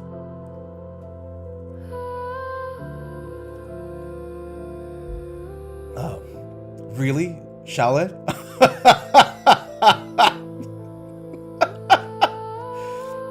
Shallon says wheat beer.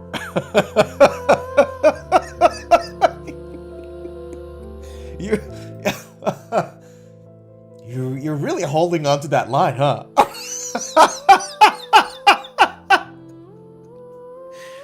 Vadim says nose beer. As we all know, nose beer is a guitar player's best friend. Wheat beer got me.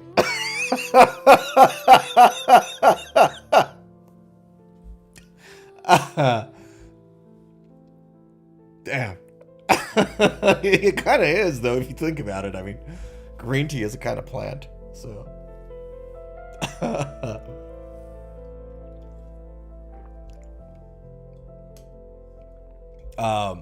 Zuhair says, this is really cool, being appreciative and thankful for all the good things in life and us being here. You're doing it right. Appreciate you, man. No, in all sincerity, that's like, and I said it before on the stream, everybody can go on and read an article off a website. Everybody can go and do it in their time.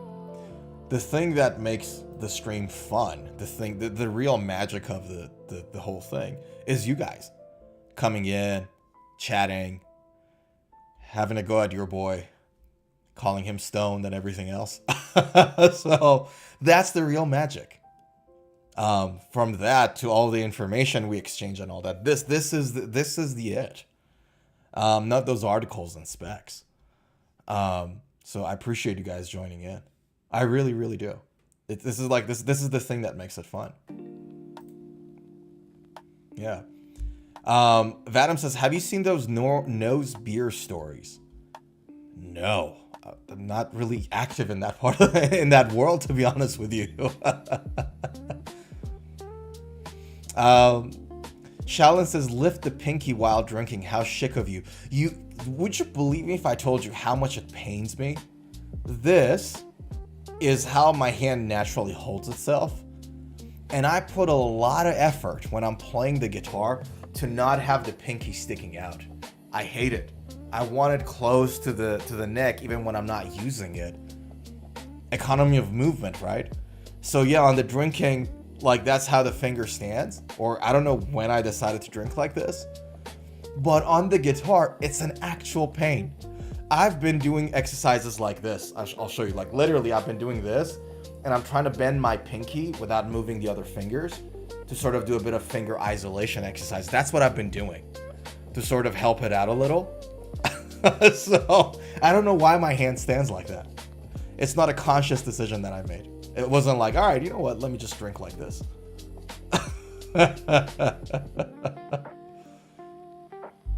Yeah.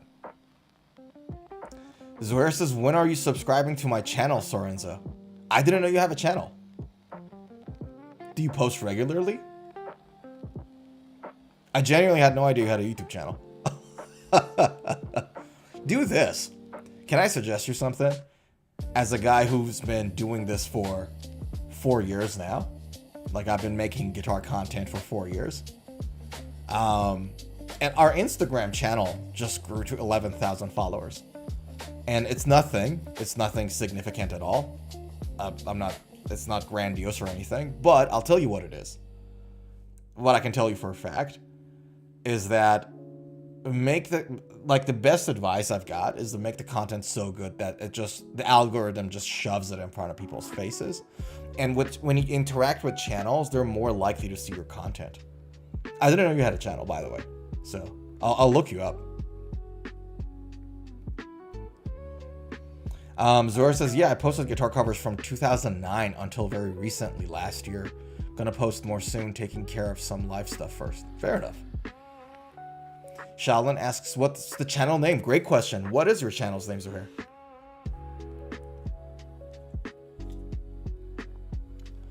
Vadim says, Vitriol's band's creator was kicked out of the band truck with gear in the middle of nowhere as he was extra a-hole that day and openly admitted that he and everyone else were nose beers. Okay, I didn't know that. Never does you good, man. It's just a never a good thing. Never a good thing. And here's the thing. Even the best of us can fall into it. Like, you can't take it for granted. do you guys know Andy Roddick? Andy Roddick was like this pro tennis player. He's a one-time Grand Slam winner, and he was really famous for his fast serves. I used to play tennis a lot. So Andy Roddick has a podcast, and he was interviewing Andre Agassi, you know, the very famous tennis player. Andre Agassi was talking about how he got hooked on meth. And he's the guy that had all the money in the world. He was successful. He was disciplined. You know, you got to be disciplined to win Grand Slams, physically and mentally. We all can fall into it. That's why it's like you just got to constantly not take it for granted and be careful and do the right things as much as you can. Ryu says, cheers. Kampai, brother. Appreciate you. Zuhair says, just my name, Zuhair Reza. Okay, I'll look you up. Vadim says, during the tour. That's a pain. Kicking him out during the tour is a bit of a pain. Shaolin says, I've seen a couple of your videos to Zuhair. Zuhair says, thanks, Shaolin. Yeah, I'll look you up. I think it's the same. Yeah, okay, that makes sense. It's the same tag that you're chatting with. That makes sense. Okay. My brain just went frozen. Yeah, okay. I'll look you up, dude. Again, like I didn't know you do that. Because some people just make the accounts and they just leave it. They don't make that many videos. But I'll look you up. All right. Shall we move to the next item on the docket? This was this little cheeky, tricky thing that ESP Guitars did. And I thought, this is cray. So, ESP Guitars released the ESP version of Mick Thomson's LTD guitar.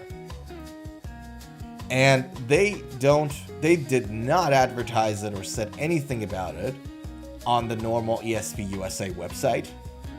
However, it is on the Japanese website. Now, we covered that ESP guitar. I'm trying to find the American version of it first to show you guys what I mean. Hold on. There we go. So let me share my screen.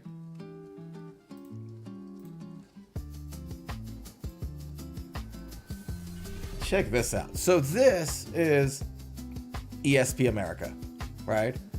This is the LTD guitar.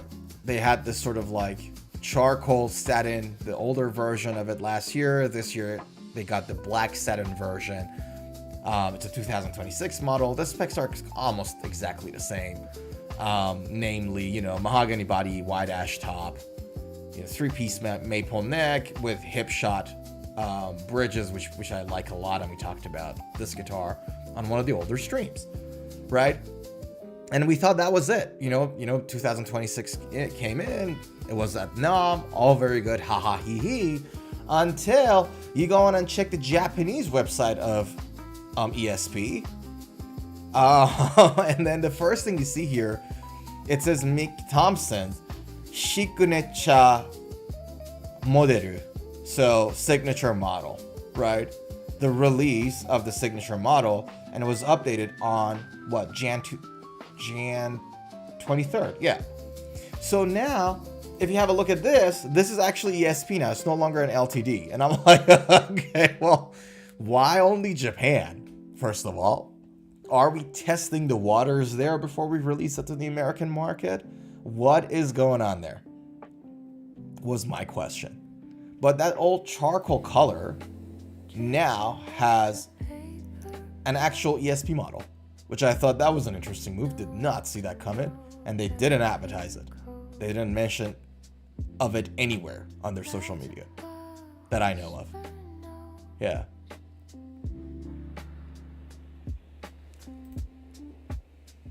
It's crazy. Like, why would you do that? Because I would think that Slipknot fans are predominantly American fans. I understand that they're famous everywhere, but you would expect like the most number of fans be somewhere in the United States. So yeah, and the price tag of it, I thought that was interesting. The price tag of it is like $7,600. What are we talking about here? Nah, cheaper than that. Yeah, okay, no, about $7,500. If you buy it in Japan, because so if you buy it in Japan, it's probably going to be a little more expensive than America because of the cost of shipping and transport and all the extra charges that you have to pay to, you know, distributors and all that.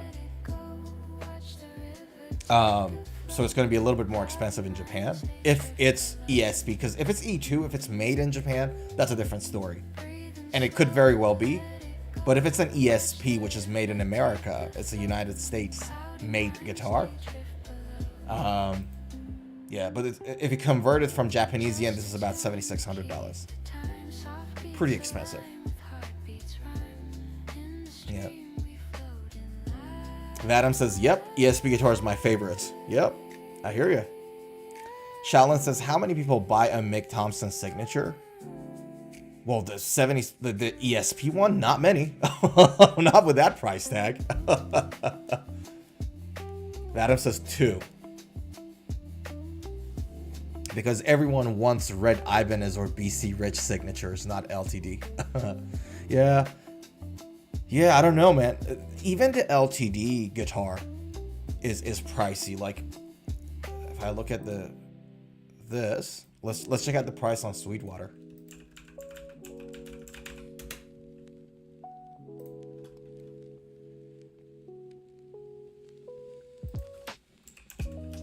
Jesus Christ. Stop giving me pop-ups, man. God damn it. There we go. What is it? $1,600. Even it's still expensive.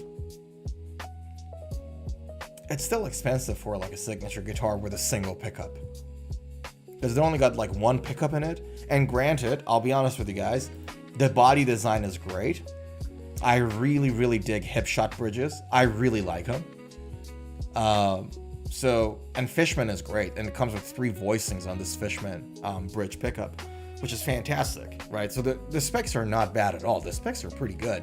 It's just, I don't know, for a single pickup guitar, I don't know whether $1,600 is a, yeah. But maybe it's just me. Yeah. Ryu says Andre Agassi was a nut as a tennis pro. Yeah, he's crazy, dude. And he was really good too. It's just like when I heard it, I was like, man, that's depressing. Like even the best of us can fall. Yeah.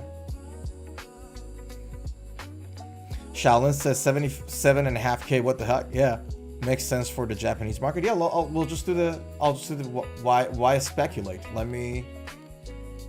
Here we go.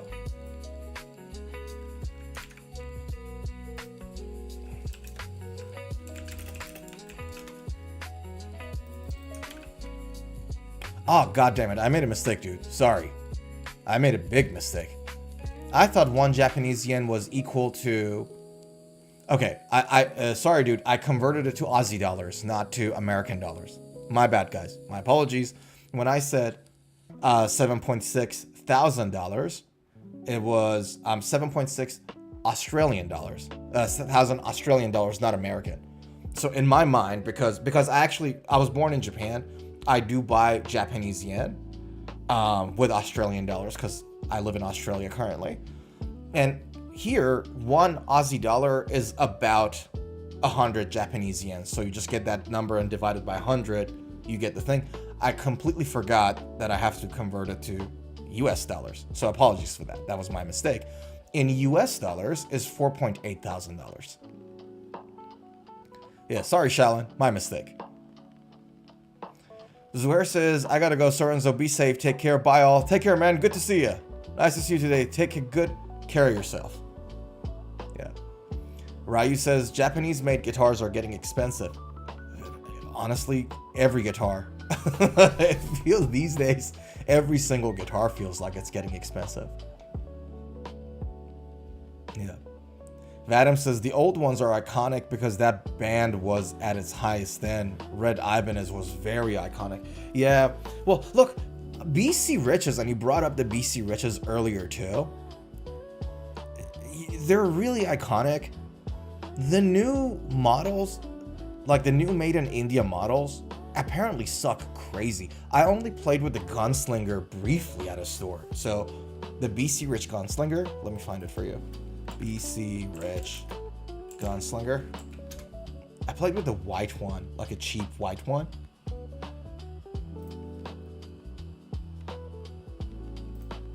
Found it.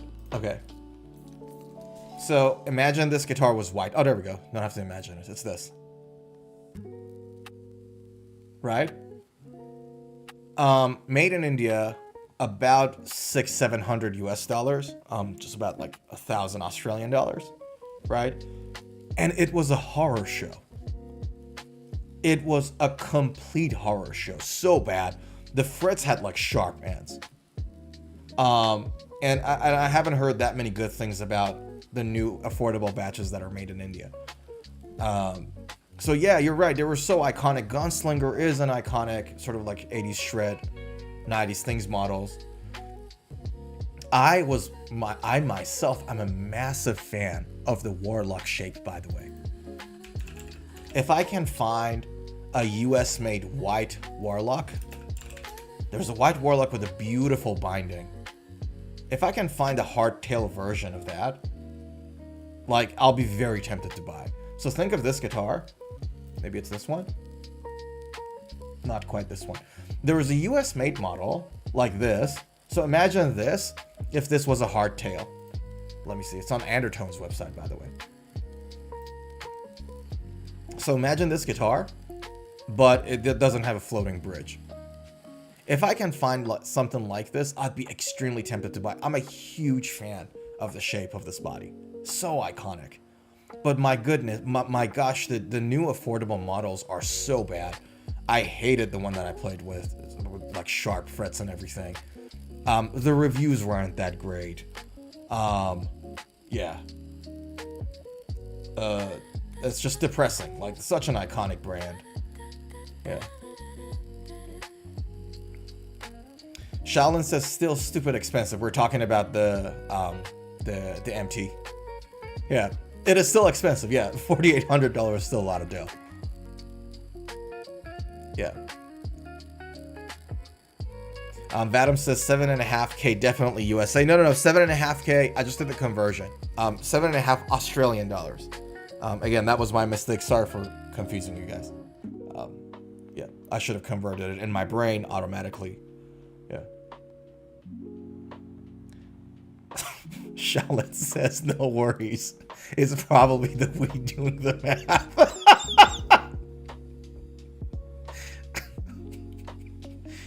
God damn it. Screw it, let me have some of the tea then.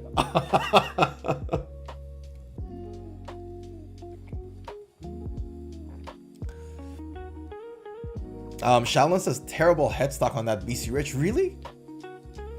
You don't like the headstock? I don't mind it, actually. I actually don't mind the shape at all. Yeah. This guitar is actually interesting. Look at that. I can see the shape of the headstock there too, but the fact that a guitar with this body shape has a neck through design is cool. On the Gunslinger,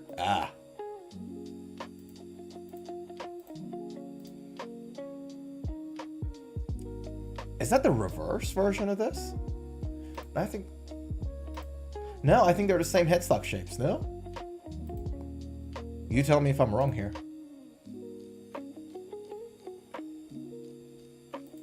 I'm pretty sure they're the same shape headstocks.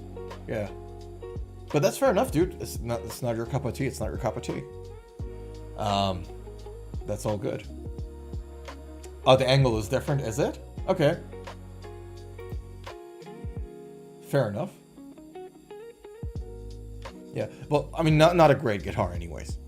So, like, if I was the person that actually bought this guitar for like $700 US, $600 US, I'd be disappointed. Like, there are $400 guitars better than this. And it's depressing for such an iconic,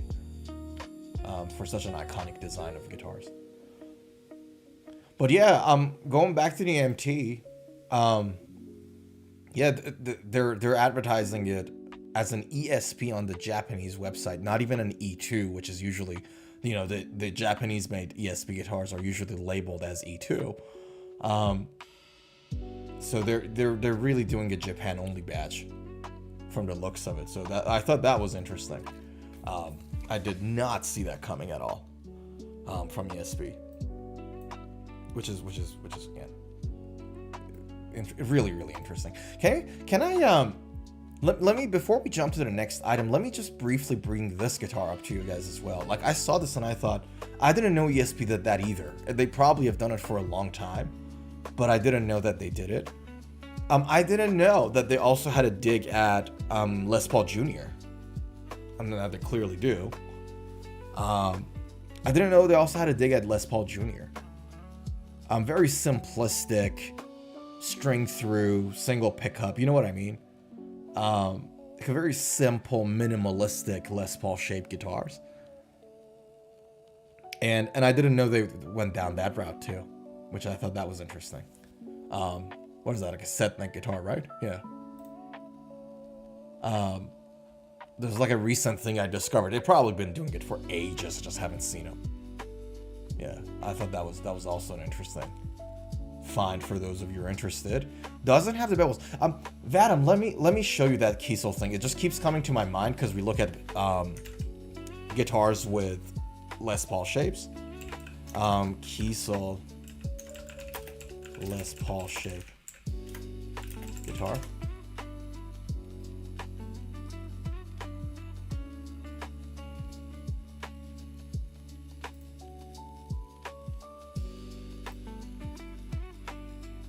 Is there like a better...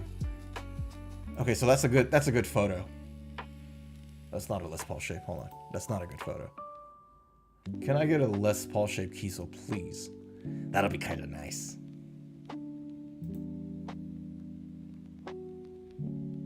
Yeah, see this? See these bits? So there's a bit of beveling going on there. If you want something a little bit more, a little less boxy, it still is. There we go. See the sort of like a violin curve kind of vibe that they got going on over there? That's what I was that's what I was talking about. Yeah. Yeah.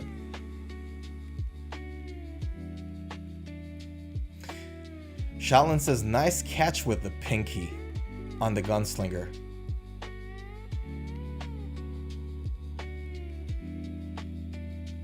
No.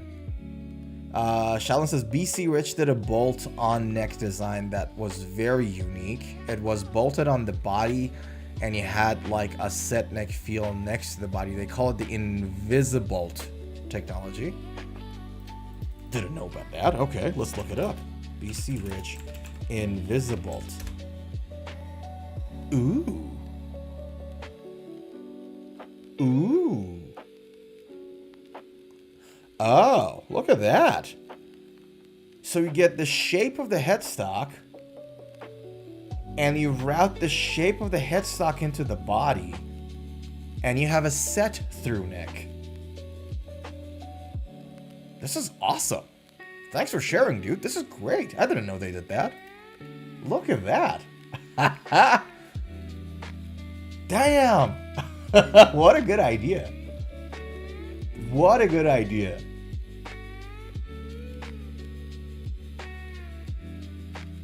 Huh.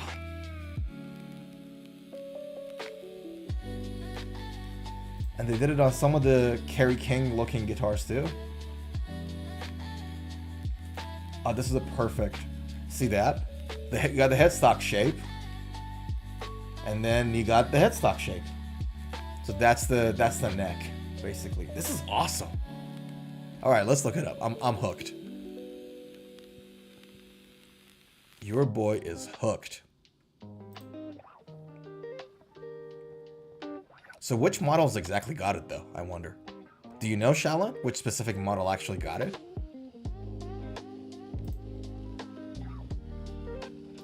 VIT, BC Rich Invisibolt, V. It just names, it just titles it Invisibolt? Warlock. I mean, that's a Warlock, right? Or no? Edition Beast Invisibolt Shadow BC. Okay, let's look it up. Oops.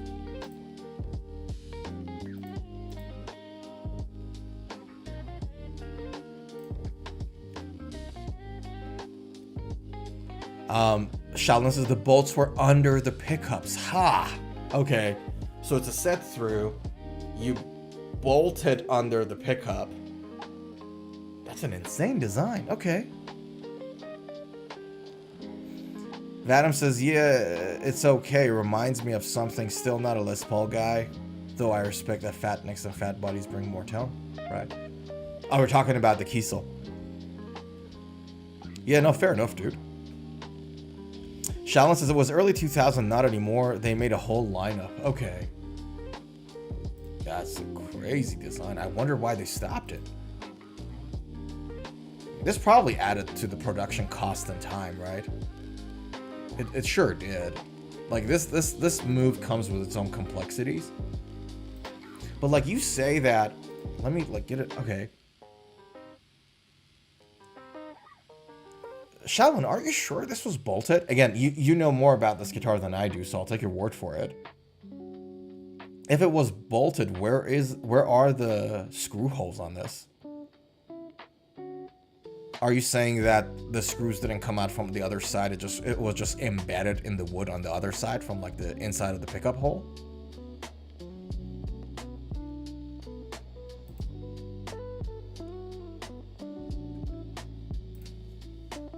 Do we have a Invisibolt? Okay, so, but I mean, can I see the other side of the neck? Right, you're right. No, Shalon was right. There you go. These are the holes.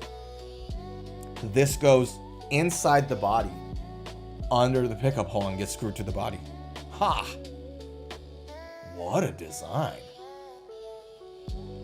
See, because from the looks of it, because you don't see the screws here, you'd think that this is just the set neck. But they did bolt on. Huh. That's so interesting, eh? You know why I find it so interesting?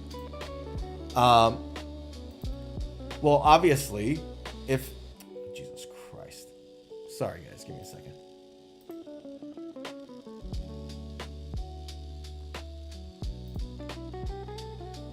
There we go. The reason I find it interesting is that, well, obviously, if you have a bolt-on neck, then you can take out the neck, and if the neck breaks or something happens, you have a much easier job replacing that neck, as opposed to a set neck and a set through neck like this. I kind of like what they did there. That's really smart, actually. Yeah.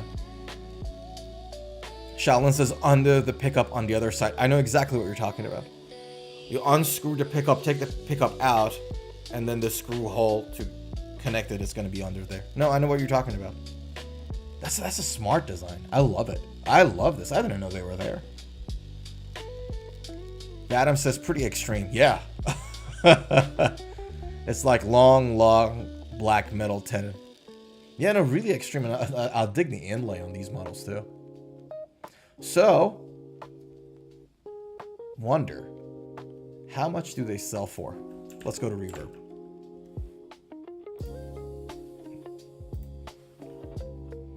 BC Rich Invisibolt. Nada. We don't have a single BC Rich Invisibolt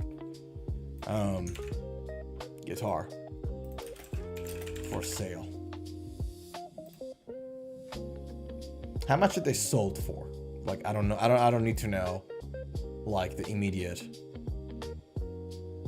I don't think any of these are Invisibolts. Nope, they are not. Yeah. Shaolin says right after that they went bankrupt. Ah, okay.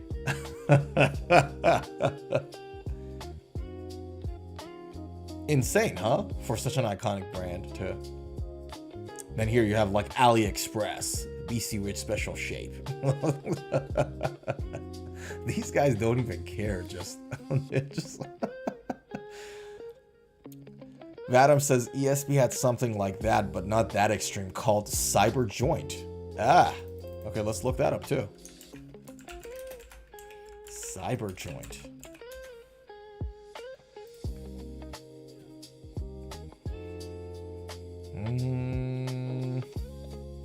Here we go. That's a good photo. Like a, yeah, like a set through bolt on kind of a vibe. Yeah, right. Interesting. Interesting.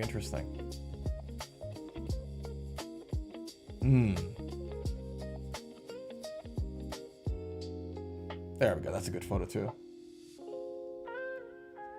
I like it. There's a whole bunch of people that firmly believe that the more in the neck is, so like neck through and then set throughs, right?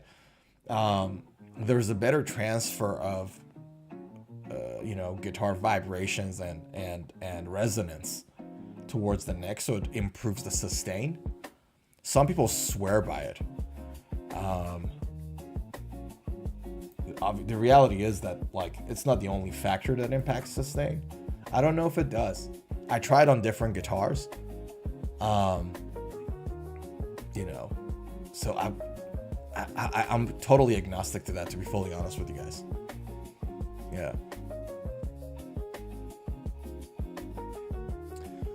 Shaolin says, look on the left. You had 2 reverb listings. Oh, for the BC Rich.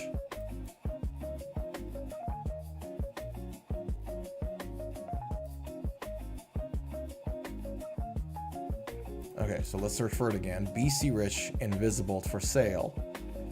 And yeah, but none of these are actually Invisibolts. Like they are like, seems like they're normal Retro 3. That's the Legacy. There's nothing about it that says it's Invisibolt. And I checked on Reverb directly, no? Yeah. Invisibolt. Why is it searching invisible?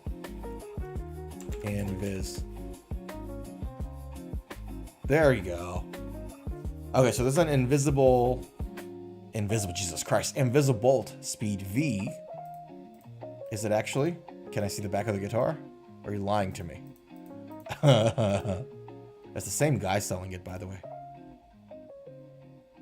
Can we see the? Oh, there we go. It is Invisibolt, and it's selling for about $600-700 US. Not that expensive. Okay, I thought it would be more expensive. Where is this guitar made?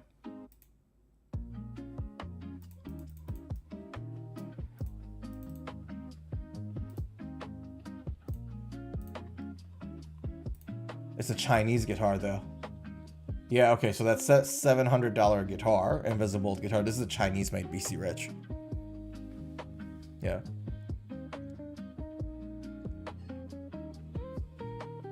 Shaolin says you had 2 reverb listing on the regular search. Bruh.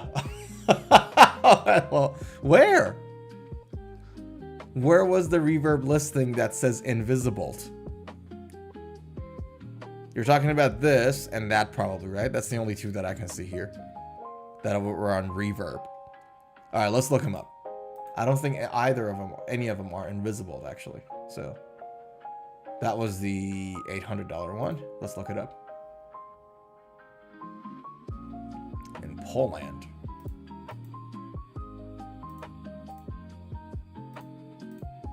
Yeah, there's nothing about it that says Invisibolt. Yeah, it's not. That's just a bolt-on. Unless there's something else that I'm really missing. That's the gunslinger. Not on Google Shopping. Okay. Ah, these two. Right.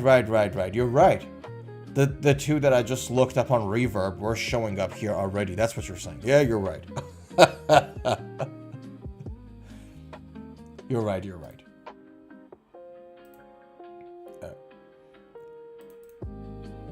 Yeah, it's a Chinese-made guitar.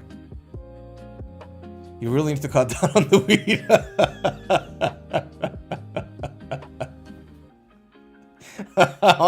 I feel like I'm like that grandpa that you're trying to get him to like figure the iPad out. Like, no, great, like that. I can press that, and he's like, what? Like, no, don't close the page, and then tap. He just closes it. I feel like that right now. Yeah.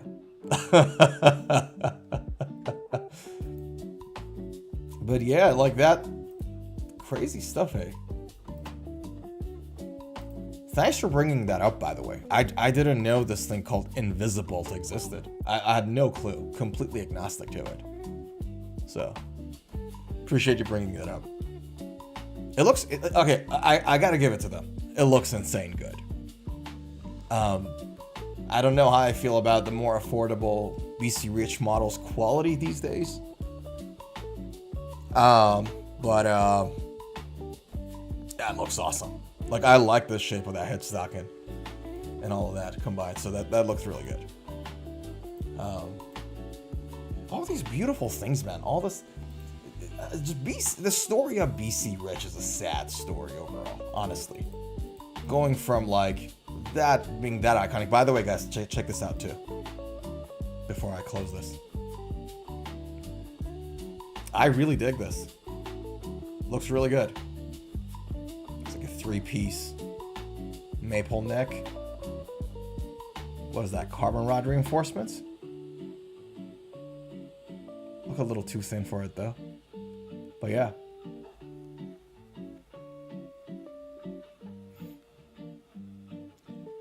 Shaman says you need to share a mouse controller or something. Brother, I don't know whether that's a good idea doing that online. The opportunity to get trolled is too high. Too much of a risk to take. It was the start of mainstream CNC and guitar making. Everyone were experimenting. Ah. Such a good piece of info. Right. Okay. Well, that's a really nice detailed routing though, no? Like, especially with the tips. Because the CNCs are like round and circular, right?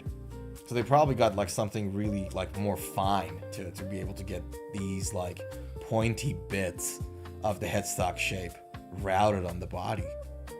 But that's an interesting point. I, again, had no idea. Thanks for sharing that. I just learned something crazy good. Vadim says with weed. They were experimenting.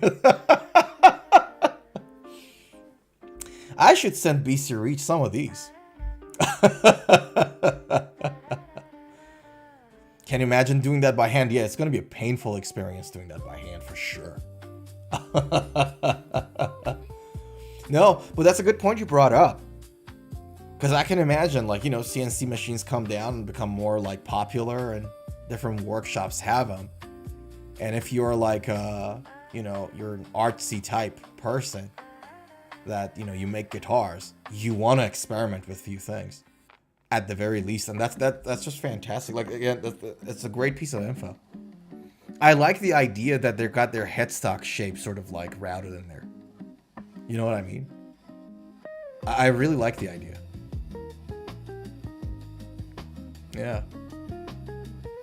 And because their headstock is really like pronounced. Like this headstock shape is really, really pronounced. You know, and to have it sort of like routed here is just, yeah, too good. Gotta give them flowers when they deserve it, dude. Gotta give them the flowers. Yeah.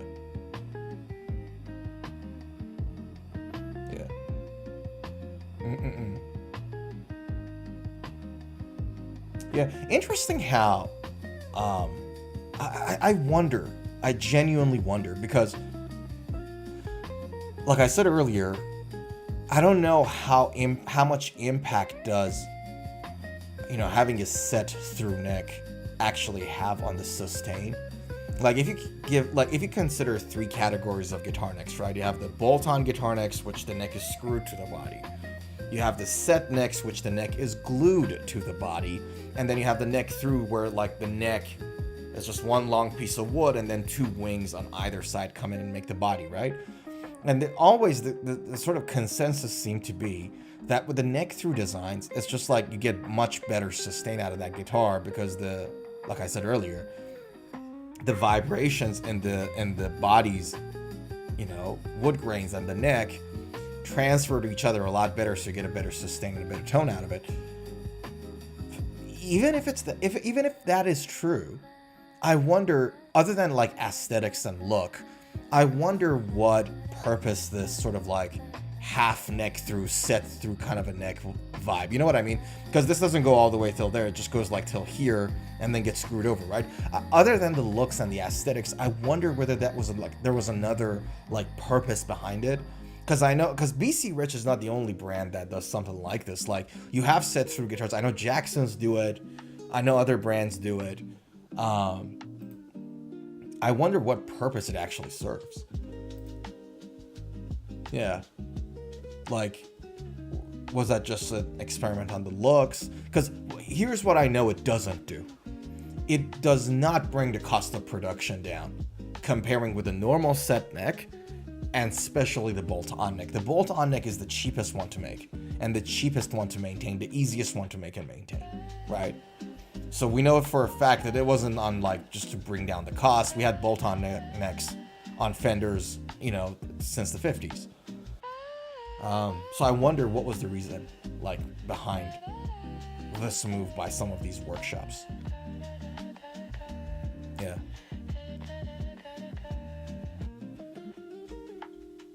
Yeah. Shalon says, I think it's called the Widow or Black Widow headstock. Ah, okay. Nice. This looks mainly upper frets Axcess. Are you sure? Because for a V-shape electric guitar, I don't think you're going to have that issue. Like V-shape electric guitars, even if it's like a normal set neck or a bolt-on, you usually don't have it accessing like upper registers, just because so much wood is shaped from either side of the V. You could be right. I don't know about it. To me, just logically doesn't seem to be the case. But I could be wrong here. I don't know anything about it.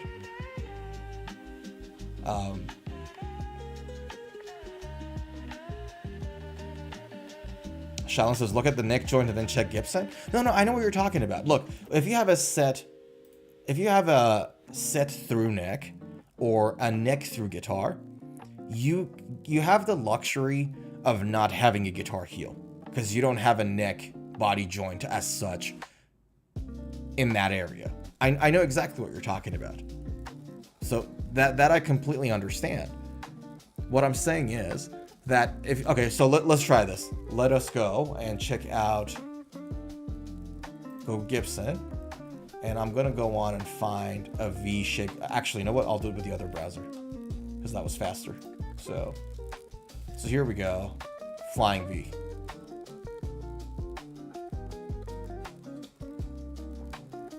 And we'll go with the 58 reissue. That's the old school classic. And you could be very well right on this, dude. I'm really approaching it agnostically. But from my experience, even if you have a heel here, so have a look. That's a good. Which photo is better? Maybe this is better. Okay, so I mean, okay, so that you got the frickin'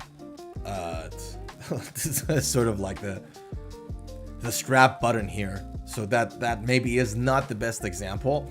But if this guitar had the strap button here, like a normal human being strap button, right? Even despite the fact that you have a nice heel, a pronounced heel going on over there, you wouldn't have that much of an issue with the accessing the higher registers just purely because of the fact that you don't have a horn or sort of like an upwards cut on either side. Right? Now, you just said, think about something like this on a Les Paul. You're 100% right. Les Pauls, you're 100% right. Right? With a Les Paul, if you have a neck through or a set through Les Paul shape guitar, it gives you a superb ability to shave the heel. And that makes your life so much easier with accessing the higher registers. I'm with you 100% of the way. Right? We shake hands on that firmly. On a V guitar, assuming that the strap button is not there in here, you're not going to have that much access issue to higher registers, even despite the fact that you got the heel going on. Who the heck does strap buttons there in that position is the next question I got. I really, this is beyond me.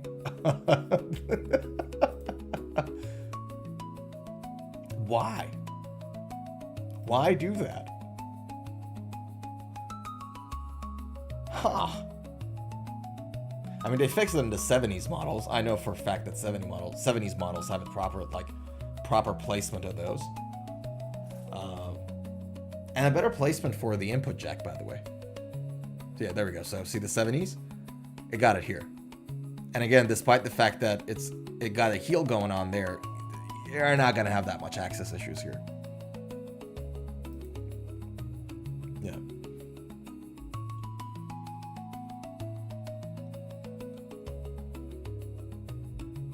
Shaolin says, and the V is very different than other body designs in this case. 100% right. It's an exception case, right?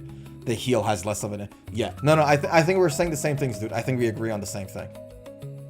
We're talking about the same thing. I agree with you. On the Les Paul, it makes a ginormous difference. Huge difference. And not just Les Pauls, like Strat-shaped guitars, too. Like, if you have a... if you can make it heel-less, just due to the fact that it's a set through or a neck through, it makes a big difference. So, I'm with you all the way there. Vadim says, check Gibson Axcess Les Paul. Let's have a look.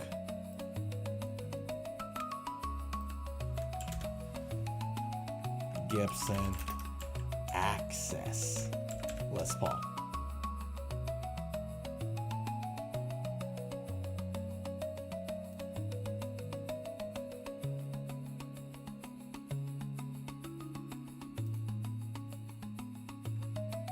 Yeah, so this has the same kind of a curve as a Gibson Modern. So if I take you to the Gibson Modern that I showed earlier on, I think we're talking about Mark Morton's signature, right?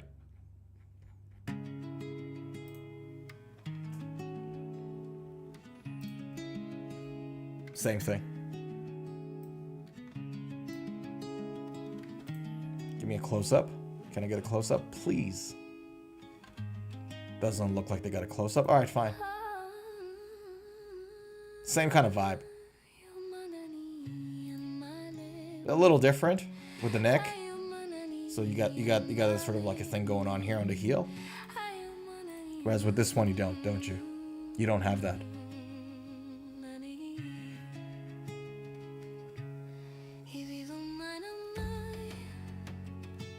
Shaolin says, no, much better than the Modern. Not the same thing at all. Okay.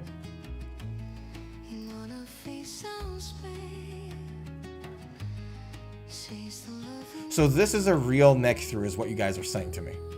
Correct? So you're saying that this is an actual neck through. So because of that, not only you get this extra bit going on there, you don't get this heel bit that the Modern's got. Is that what you're saying? It's still a set neck.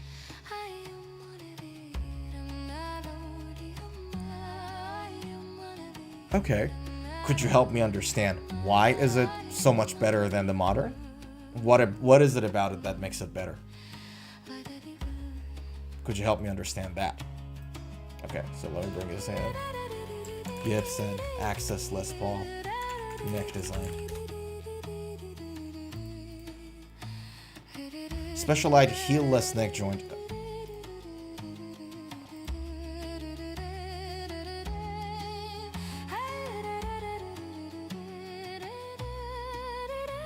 Okay, so it is a set neck, and they completely eliminated the heel bit as opposed to the modern. I get your point now. Okay. So it doesn't have that bump here. It's just a straight piece of neck that is attached to the body like that, as opposed to it having sort of like a bit of a heel at the end of the neck coming in. So what this tells me, and again, you guys can correct me if I'm wrong here, is that this neck is much thicker than this neck. Because with the modern design, for the neck to attach to the body completely and there's no gaps, like completely superimposes on it, you have to do that extra thickening, which makes up for the heel. So the neck itself is a little thinner when you go higher up on it, right? Whereas with this one, it just comes in, seems to be coming in almost at the exact same thickness.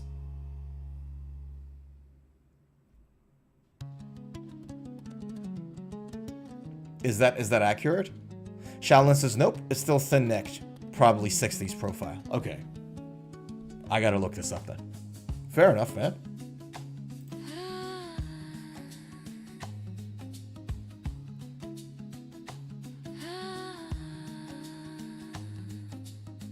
Right. Okay.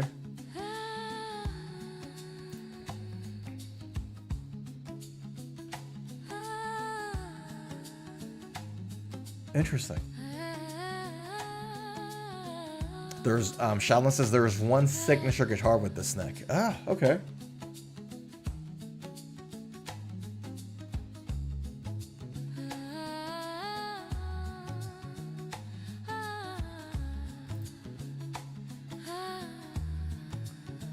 Why? And how? If the thickness was the same, if it's still the same thickness as the modern. So, okay, let me check this. Is the Gibson Modern Series neck same as the 60s standard neck and thickness? Let's check this. No, okay. The neck on a Gibson Modern is generally slightly thicker and has more shoulders than the traditional 60s. Oh, then I'm really off. Okay. Then I'm really wrong on this. Huh, that's interesting. I'll be taking some notes. Gibson Axcess guitar neck joint design. Let's research this after the stream. Thanks, guys. Alex Life sends Les Paul Axcess. Let's look it up.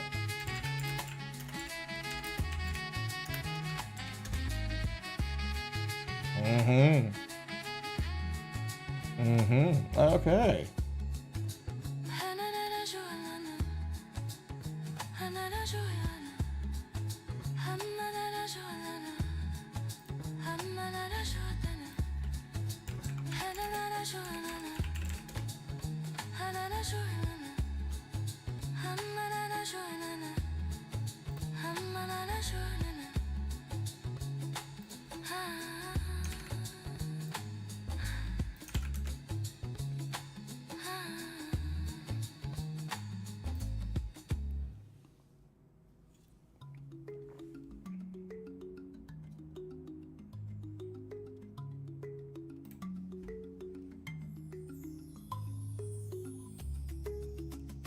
Huh, okay. Interesting.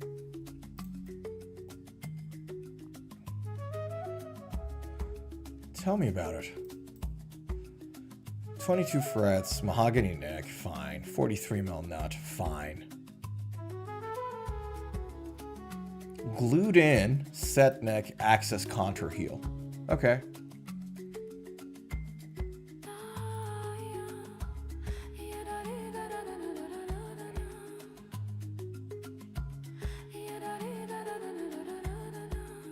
All right, interesting. Live and learn. Live and learn. I did not know about this. I wonder why they changed this. I wonder why the moderns don't have this neck. If they have a thicker neck than the 60s, and you need to add that extra heel bit to bring it into this joint, it seems to me it's perfectly positioned to, unless this body here is also thicker too. I'll have to research it, guys. I have to research this. Is the body thicker on the modern? I don't think so. Why did the Gibson guys then decided to go with this design here? I wonder. Well, I guess part of it is that, okay, Shaolin, with that other guitar with the Axcess version, the neck just gets glued like to the body like a Jackson. It doesn't have a cradle that it goes into, correct? I think we're close to the answer. So with this, or maybe I'm wrong again, so don't know. This doesn't look like, this looks like, here's what it looks like. It looks like a Jackson joint. It looks like the neck, just like on this line, was just glued to the body like this. Jackson v Indonesia neck joint. Like, if I can find a nice neck joint, like just here. Oh, this is a bolt-on. God damn it.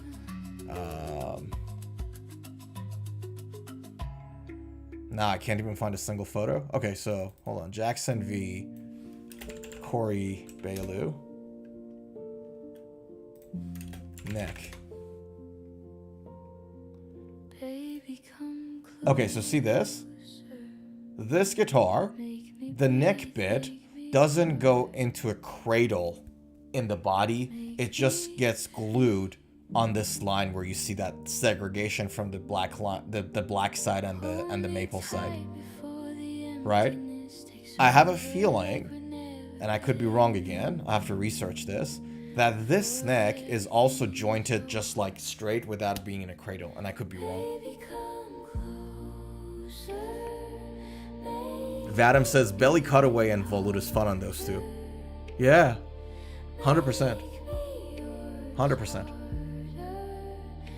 And this bit. Shaolin says still there's a cradle, but closer to the body. They had a problem with the paint. It cracked at the seam. Aha.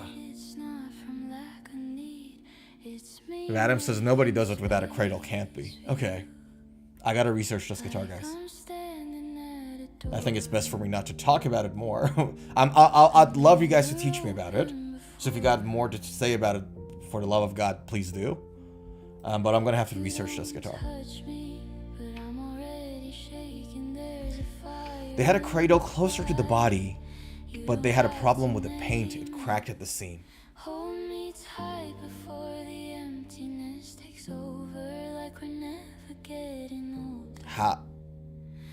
Let me not say anything. Let me research it. I don't want to confuse people.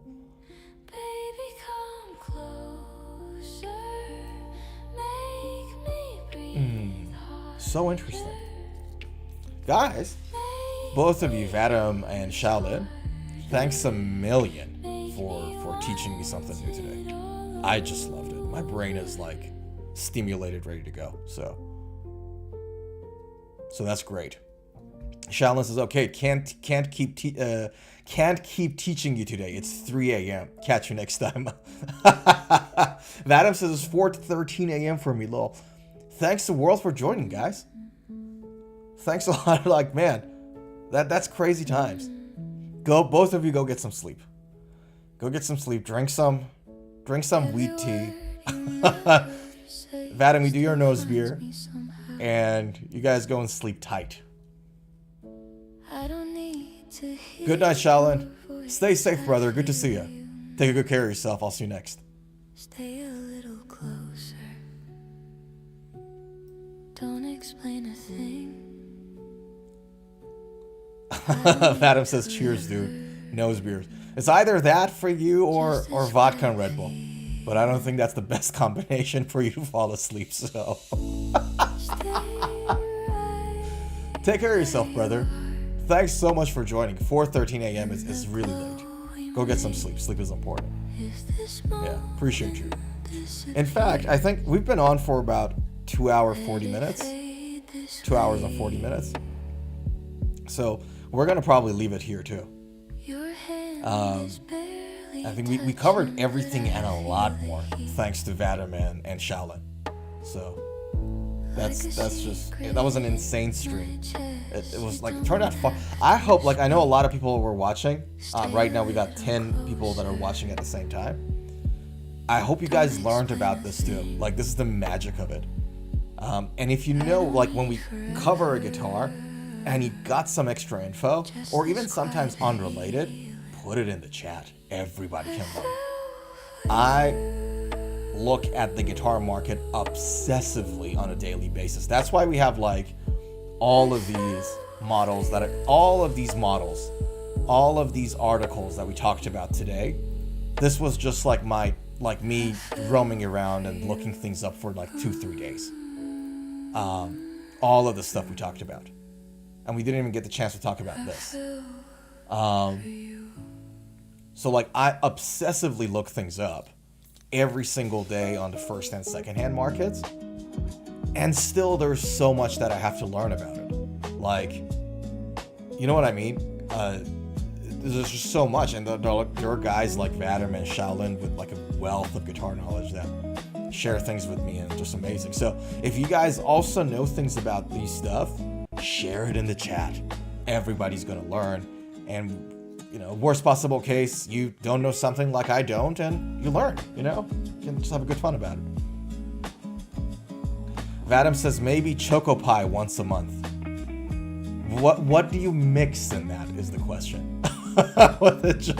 Choco Pie is all well and good, but is it all Choco Pie really, Vadim? Is it only it, or is there something else going on? Yeah. You tell me.